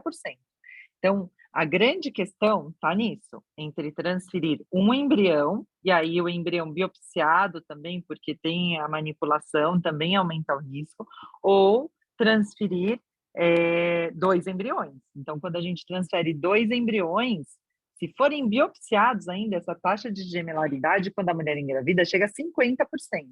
O que mundialmente a gente tem feito? Transferido um embrião por tentativa, justamente pela questão que você falou, Karina, que é os riscos relacionados a uma gestação de gêmeos.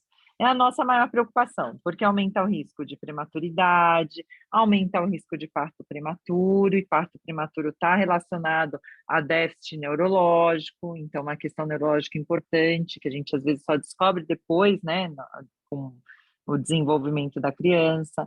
Então, hoje até, por aumento do risco na gestação de pré-eclâmpsia, diabetes, né? Então, hoje, por conta dos riscos, a tendência, e eu acho que o 90% dos nossos casos, né, a gente transfere um embrião por tentativa.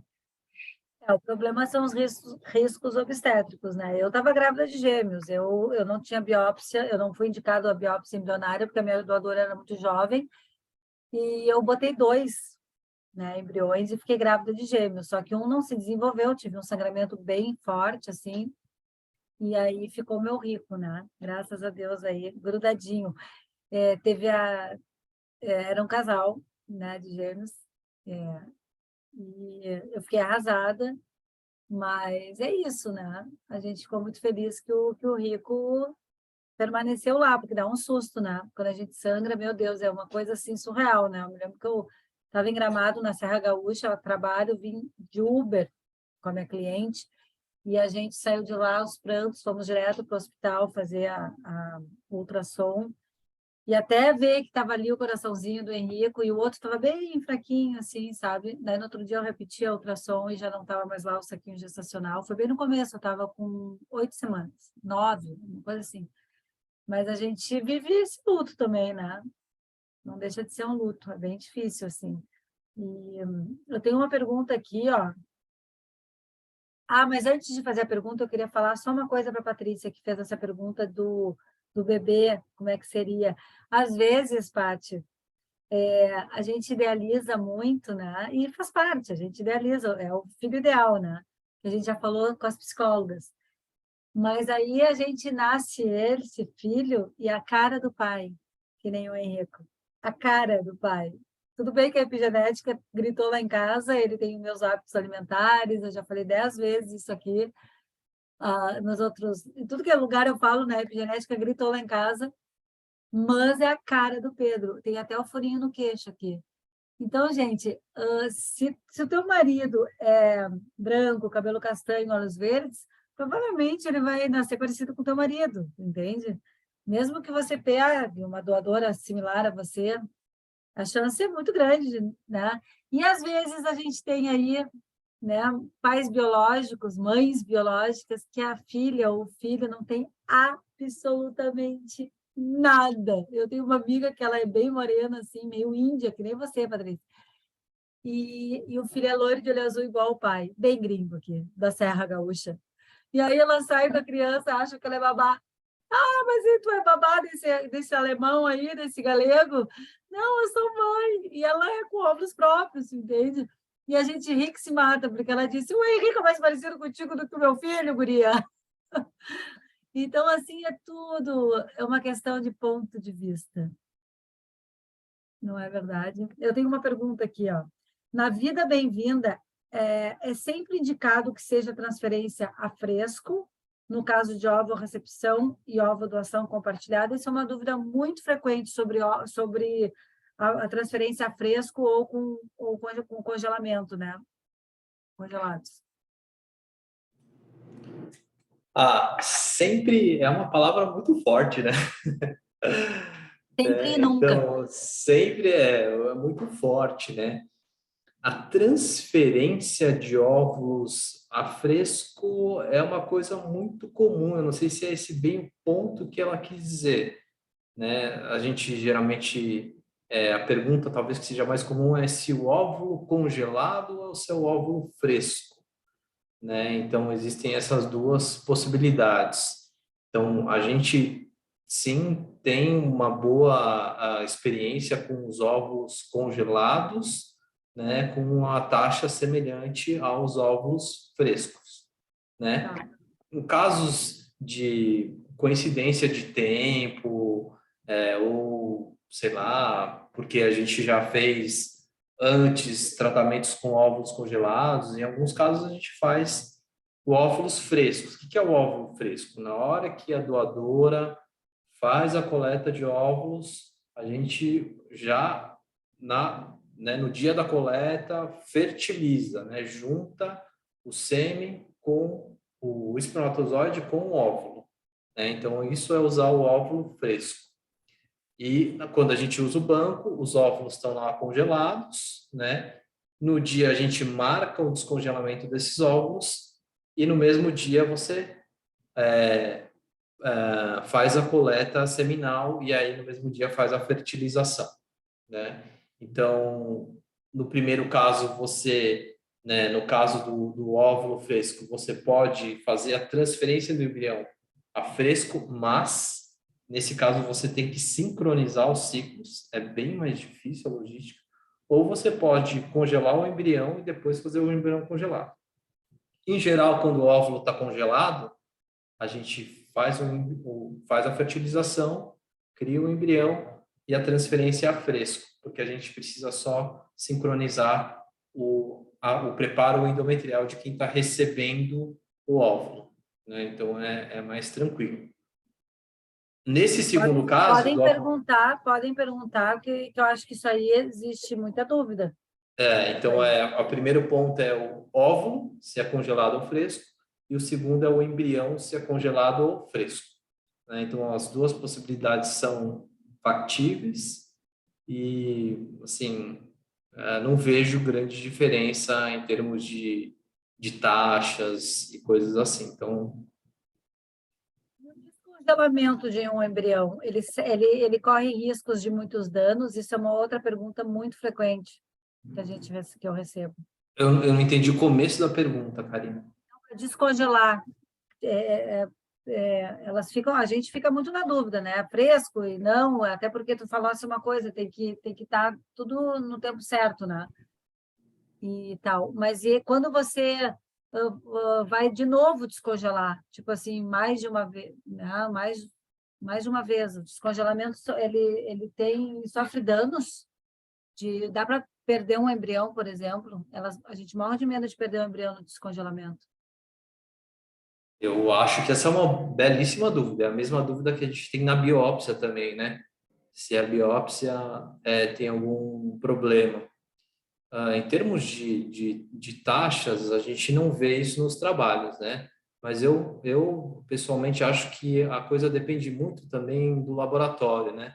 Das pessoas que estão ali, né, fazendo, principalmente para biópsia, né, nesse caso, né, assim, fazendo uma correlação meio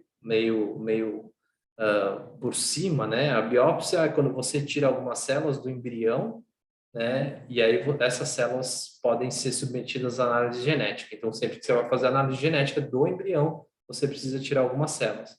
Então, é mais ou menos como se estivesse fazendo um pequeno procedimento, uma pequena cirurgia no embrião. Então, depende muito da destreza, do treinamento, se aquela pessoa está sempre fazendo, né? Se ela está sendo monitorizada, né?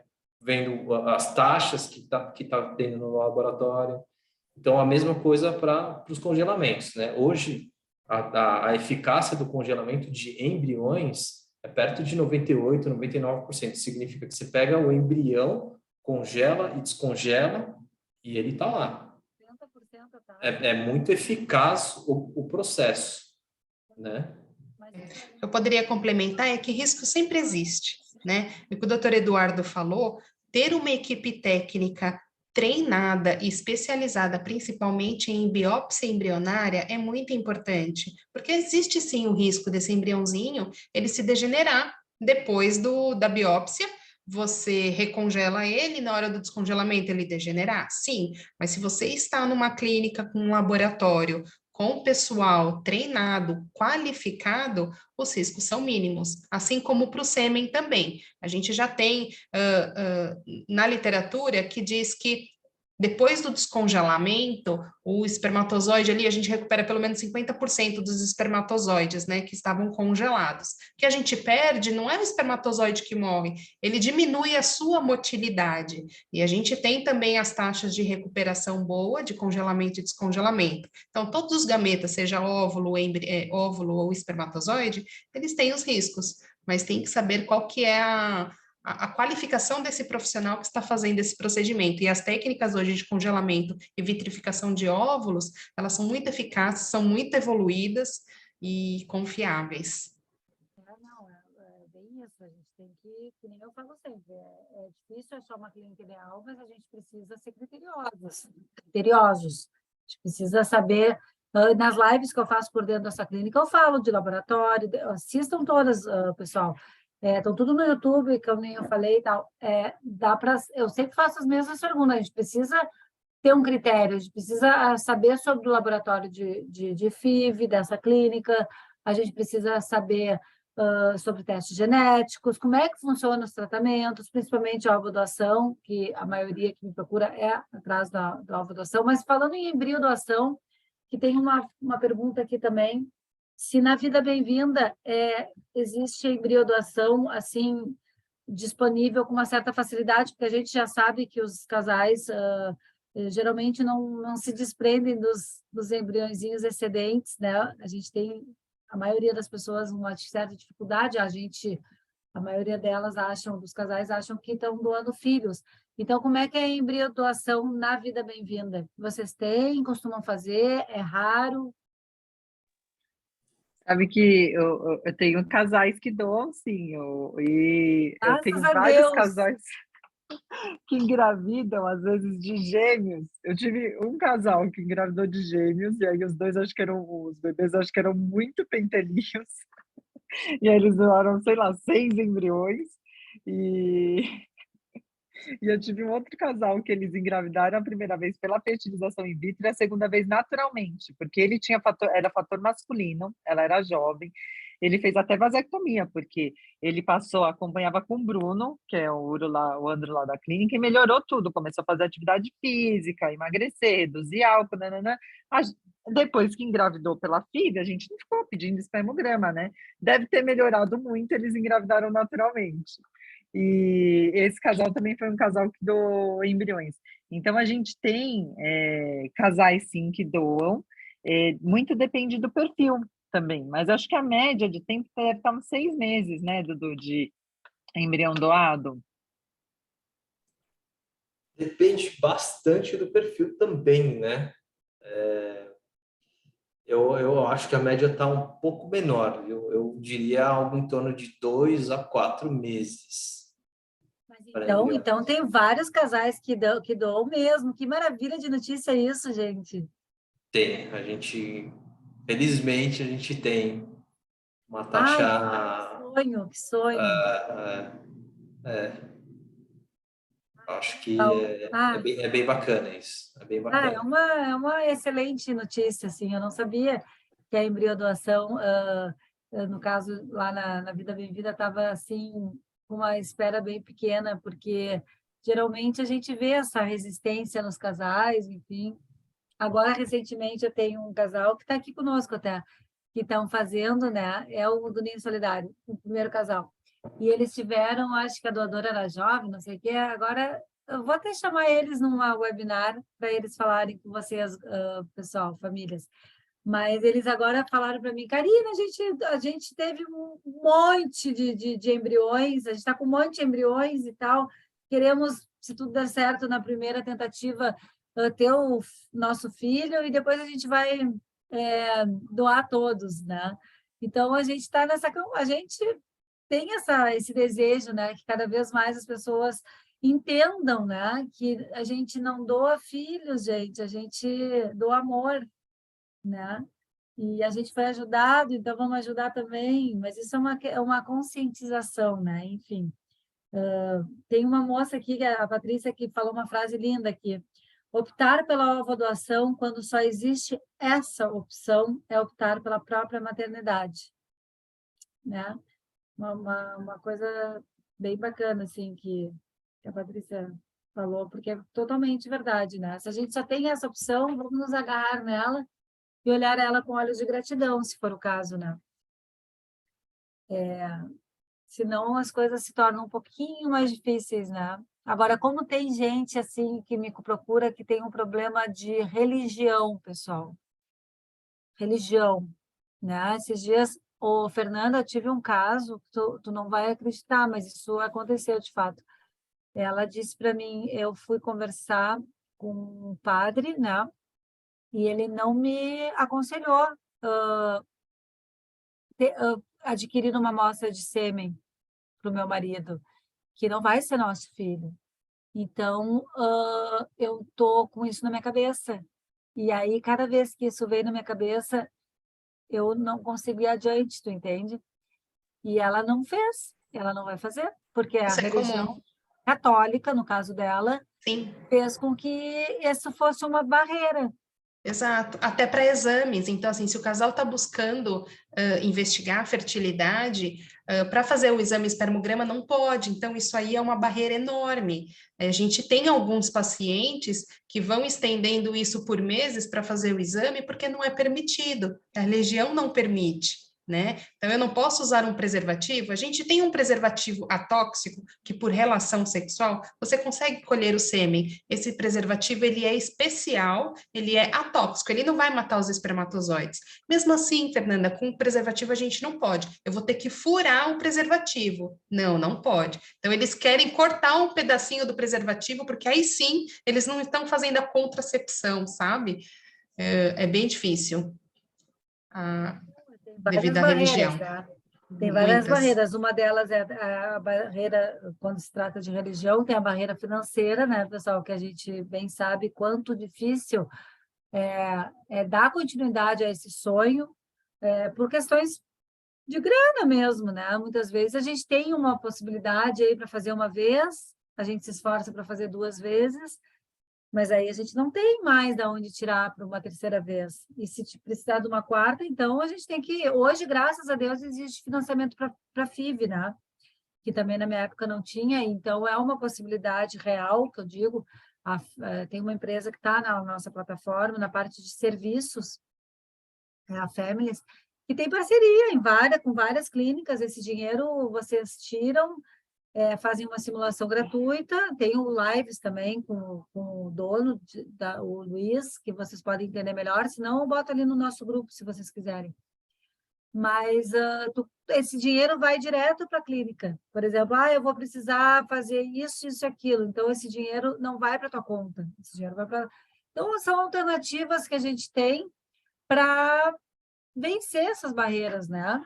Financeiras, no caso. Agora, a religiosa, eu acho que fura mais embaixo. Né? Eu acho que a religiosa é um pouquinho mais complicada de a gente vencer, assim. Porque eu vejo por essa menina. Essa menina, ela largou a mão do sonho dela especificamente por causa disso, né? E aí, Karina, mais do que religioso, religião é uma coisa, é um tema bem complicado mesmo, né? Eu respeito todas, eu acho que todas têm seus fundamentos, né? E a gente tem que respeitar. Mas existe uma coisa que também é muito comum, é um certo, vamos assim dizer, preconceito, né? Sobre fazer tratamento de reprodução assistida em geral, né? Tem muita gente que acha que você está, né, tirando do curso natural da sua história, sabe? Que Para mim é o contrário, é Deus que mandou possibilidades para a gente se agarrar nelas, que a ciência evoluiu. assim, o que eu costumo falar, né, que eu gosto de colocar, é que existem pessoas que têm dificuldade de controlar a pressão. Existem pessoas que têm dificuldade de controlar o açúcar no sangue, né? E existem pessoas que têm dificuldade para engravidar. São todas coisas que a medicina trata, né? E que a gente está interferindo no que seria o natural. Quem toma remédio para tomar pressão também está fazendo uma interferência. Precisa de um coração, um implante. Exato. Tem gente que tem câncer. Então, assim, medicina de qualquer forma, né?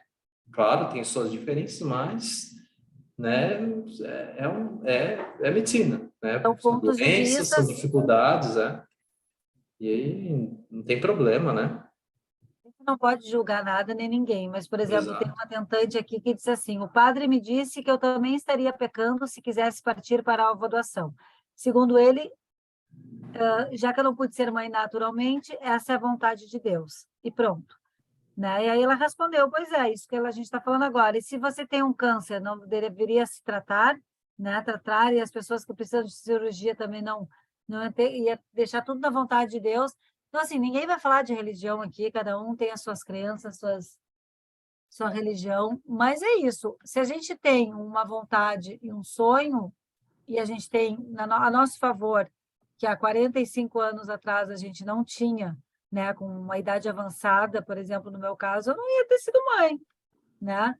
Então, assim, se a gente tem uma tecnologia avançada, uma ciência, bons laboratórios, bons médicos que se dedicam diariamente a nos ajudar, sabe? Que estudam, sabe, que fazem cada vez mais um esforço enorme para nos acolher, como é que a gente não vai, né, ir atrás desse novo, sim, e olhar isso com olhos de gratidão? É muito complicado isso, né? Graças a Deus, hoje a ciência ajuda. Isso também é exatamente isso, Guria. É bem isso que a gente está falando aqui. Eu estou vendo as perguntas aqui. Por outro, não no computador, estou vendo no celular. Então, eu acho que isso aí é muito pessoal, né? Mas acho que são barreiras.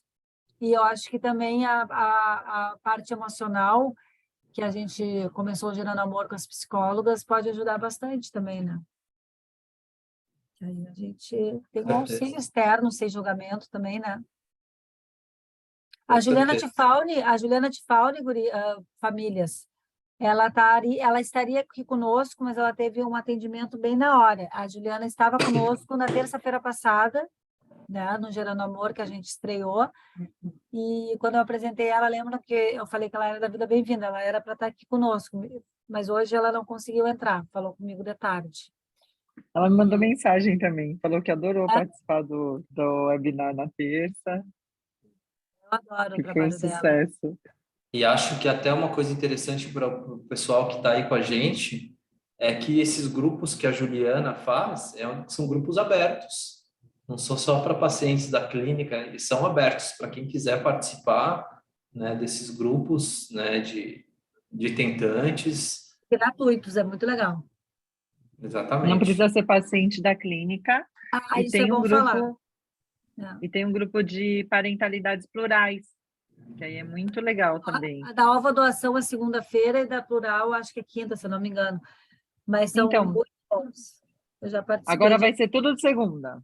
Vai ser Ela tudo passou tudo para segunda, para facilitar. Vai ser Ó, parentalidades plurais, acho que uma vez por mês, e tentantes 2 vezes, e ovo doação, ovo recepção uma vez por fica mês. melhor, porque daí concentra num dia, né?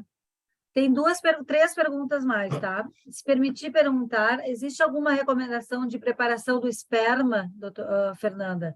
Alimentação, exercício físico, alguma coisa específica? Qual o lapso temporal em que o espermograma é válido? Como saber que não houve alterações significativas em um período de um mês ou a época da realização do espermograma? São várias perguntas numa só. Você pode ter alteração de uma análise para outra, né? A gente tem aí a espermatogênese, que é a produção dos espermatozoides ali no testículo, que ocorre a cada 60, 70 dias ali. Então, se você faz uma análise seminal, ela pode ser diferente de uma outra que você faça daqui, por exemplo, 3 meses, né? O que pode trazer alterações nessa amostra também, a gente precisa confiar que essa análise tenha sido fidedigna em relação à coleta desse sêmen, né? Se o homem tiver que colher essa amostra e perder a primeira porção do ejaculado, pode ser que a gente faça uma análise ali com poucos espermatozoides, mas é porque ele perdeu a primeira parte do ejaculado e ali tinha uma concentração muito grande de espermatozoide, o resultado não vai ser fidedigno. É importante que se escolha um laboratório especializado para esse tipo de análise. Uma vez detectado alguma alteração no sêmen, é possível sim melhorar essa qualidade da amostra com mudança de hábitos de vida. Por exemplo, atividade física, mudança de dieta. O médico pode fazer entregar para o paciente, fazer receita de alguns suplementos para que melhore a qualidade desses espermatozoides, não só em concentração e motilidade, mas também para melhorar o DNA desses espermatozoides, caso eles estejam fragmentados, né? Porque a gente tem alguns exames para avaliar a saúde reprodutiva do homem, né? O espermograma, ele vai avaliar ali como que está funcionando aquele aparelho reprodutor dele, né? O espermatozoide é produzido ali no testículo, ele vai para o epidídimo, fica esperando ali a ejaculação. Se o homem tiver alguma alteração nesse trajeto, pode dar alteração no sêmen.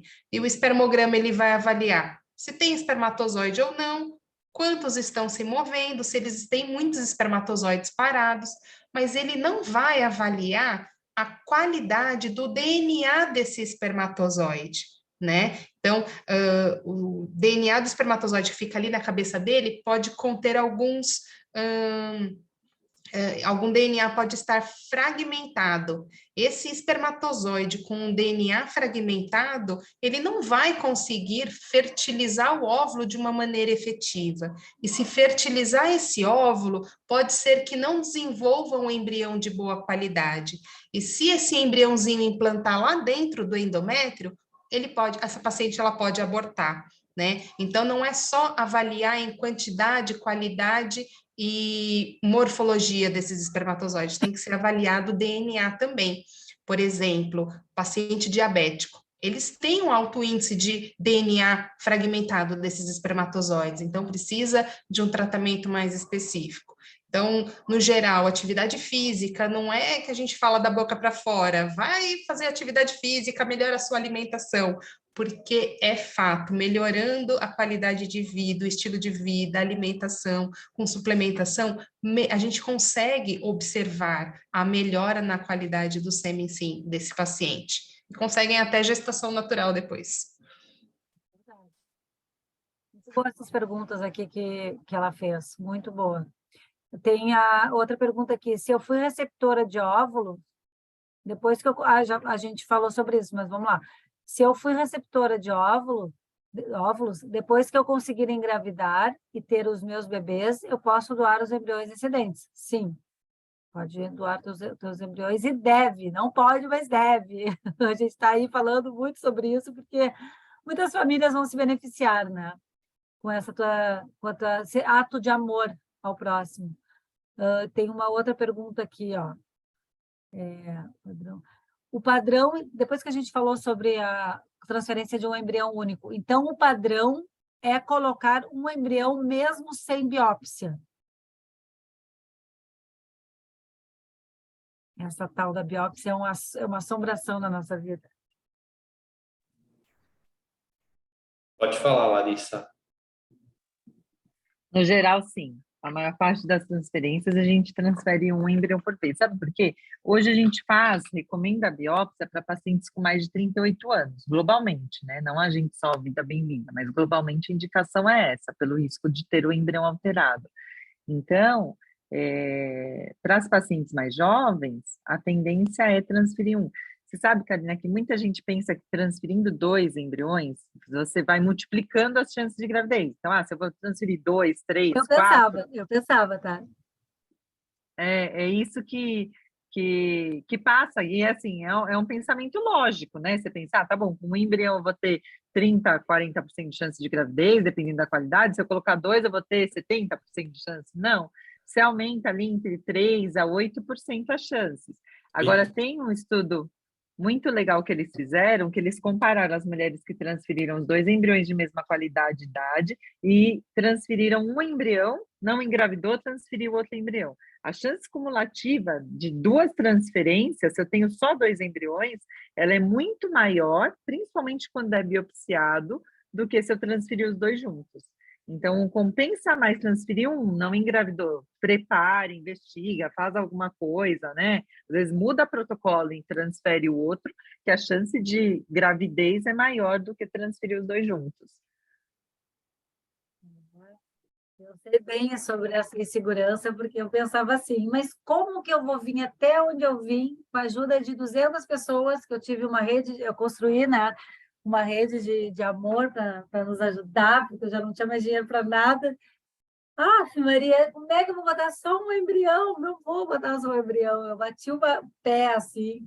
Pedro era contra, meu médico daqui do Brasil era contra, meu médico da Espanha era contra, era todo mundo contra a minha pessoa. E até o último minuto que eu estava com as perninhas abertas, assim, eu dizia, eu quero 2, eu quero 2. E eu coloquei 2, né? Aí, quando depois, até tem podcast falando sobre essa coisa toda, porque o Pedro dizia, quando ficou sabendo que era gêmeos, viu, eu te falei para botar só um, Karina, agora como é que a gente vai fazer com 2? Apavorado, gente, apavorado. E eu bem feliz, falando com meus filhos, ai, meus amores, 2, a feliz da vida, e o Pedro apavorado, assim. Depois que eu perdi, né? Perdi não, na verdade perdi, mas depois que eu soube que um não se desenvolveu, ele ficou até com remorso depois. Eu estou contando os bastidores da minha filha aqui. Ele disse, será que foi porque eu estava meio assim, não sei o quê, demorou uma semana para ele se familiarizar com os gêmeos, né? Ele estava apavorado.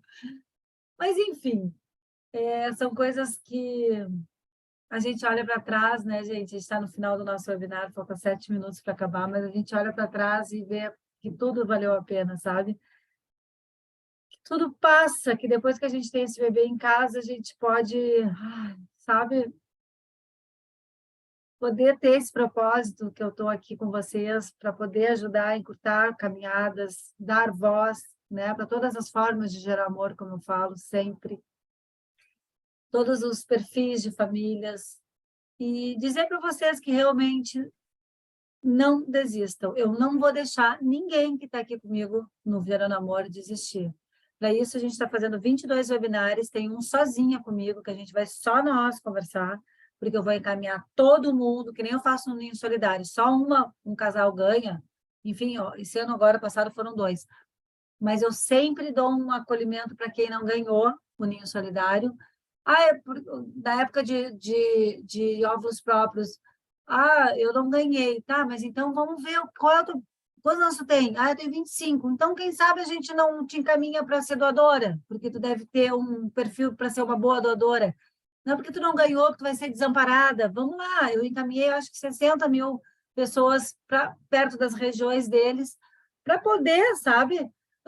Não ganhei, mas eu posso ter um desconto, né? Porque eu quero ser doadora e eu sou jovem, então é para isso que a gente está aqui, é para individualizar o tratamento de vocês.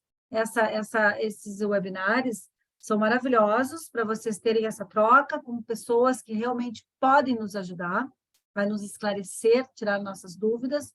Não é um webinar científico, por isso a gente brinca muito aqui, claro, e é mais tranquilo e leve, né?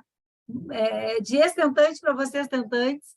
E, então, assim, vamos nos apoderar dessas informações e vocês não estão sozinhos, tá? A gente vai trazer esse bebê saudável para casa E esse 2023 está começando Gerando Amor, e até o final do ano, vocês, que são 60 pessoas que se inscreveram, tá? A gente não vai mais deixar muita gente entrar, a não ser quem realmente precise, porque a gente quer individualizar esse processo todo. Então, eu quero agradecer vocês por estarem conosco hoje, e quero que a Fernanda, a Larissa e o Eduardo deixem uma mensagem para vocês, para a gente encerrar o nosso Gerando Amor com a mensagem dos especialistas da Vida Bem-vinda, que disseram sim para estar conosco hoje por 2 horas da noite, gerando amor, né? Queria agradecer a todos que estão aqui, ao convite, e hoje, né, vocês têm possibilidade de aproveitar esse apoio todo que a Karina tá oferecendo. Parabéns, Karina, pelo trabalho. E mantenham-se ali na esperança, se apeguem, né, à história da Karina, que é uma história muito bonita, né, de muita resiliência, de falhas de tratamento, de perdas, e deu certo, e é uma inspiração, né, que sirva de inspiração para todos que estão aqui. Também queria agradecer o convite, Karina. É muito importante e gratificante poder compartilhar os nossos conhecimentos com vocês. Gostaria de dizer para vocês não desistirem dos seus sonhos e para contar com a gente para tudo que vocês precisarem. 2023 é o ano de vocês. Parabéns, Karina, pelo programa. Obrigada, meu amor. Obrigada pela tua contribuição maravilhosa também. Pessoal, muito obrigado, Karina, muito obrigado pelo convite, a todos que estiveram com a gente aqui, esse horário também, que é né, para muita gente também é um esforço, então, muito obrigado. E o meu recado é que a experiência da maternidade, da paternidade é de verdade muito transformadora e vale a pena qualquer esforço. Eu acho que é para isso que a gente luta. Vale a pena muito, muito, porque como eu falei, depois a gente deixa tudo para trás. Se quiser deixar, tá tudo certo. Se quiser continuar essa luta para a gente desmistificar cada vez mais a reprodução assistida, né, e todos os tratamentos que geram amor, estamos aí. Venha, se junte comigo, né, que agora cada uma que fica grávida me manda os ultrassons, digo, vamos fazer podcast, vamos fazer isso, vamos fazer aquilo, para poder multiplicar essas experiências, né? Para poder trazer casos sempre casos reais. Porque eu acho que o caso real, ele nos fortalece, ele renova nossas esperanças, não é verdade? Então, por isso que sempre quando eu posso, eu trago casos reais. Isso bem antes da pandemia até, quando a gente fazia os presenciais, enfim. Nosso primeiro encontro presencial foi aqui em Porto Alegre, e agora a gente teve um outro, né? A gente lançou o Gerando Amor presencialmente aqui no Sul. Agora, dia 10 de dezembro, foi um mês antes da gente começar online. E eu levei o caso da Kátia de embriodoação, que eu, inclusive, vou disponibilizar esse evento para nós aqui no nosso grupo do Gerando Amor. O caso da Kátia é surreal de embriodoação. Está grávida aí depois de muito, mas assim, pensem numa trajetória punk. É o caso da Kátia, que eu trouxe aqui para Porto Alegre, que ela é gaúcha, né? Minha amigona. Então, assim, é isso que nos move, né? Eu, junto com os especialistas, vamos dar voz a todas as formas de gerar amor para poder trazer esse bebê para casa de vocês, tá bom? E cada um de vocês que engravidar, eu quero aqui no meu WhatsApp, viu? Que vocês não me escapam. Mesmo que não queiram fazer podcast, não queiram fazer, não contaram para ninguém, não querem se expor. É uma coisa, assim, muito legal quando eu faço parte da história de vocês. Eu me sinto muito, muito feliz, eu e o Pedro. Eu que agradeço, gurias. Estou recebendo aqui um beijo para cada uma de vocês no coração, viu? Beijo, beijo, beijo. Até quinta-feira, viu? Vamos falar da resolução, a nova resolução, quinta-feira. Beijão. Tchau, gente. Obrigada, doutor. Obrigada, Pessoal, doutor. boa Obrigada, Pedro. noite. Tchau, Boa tchau. noite. Boa noite, tchau, tchau.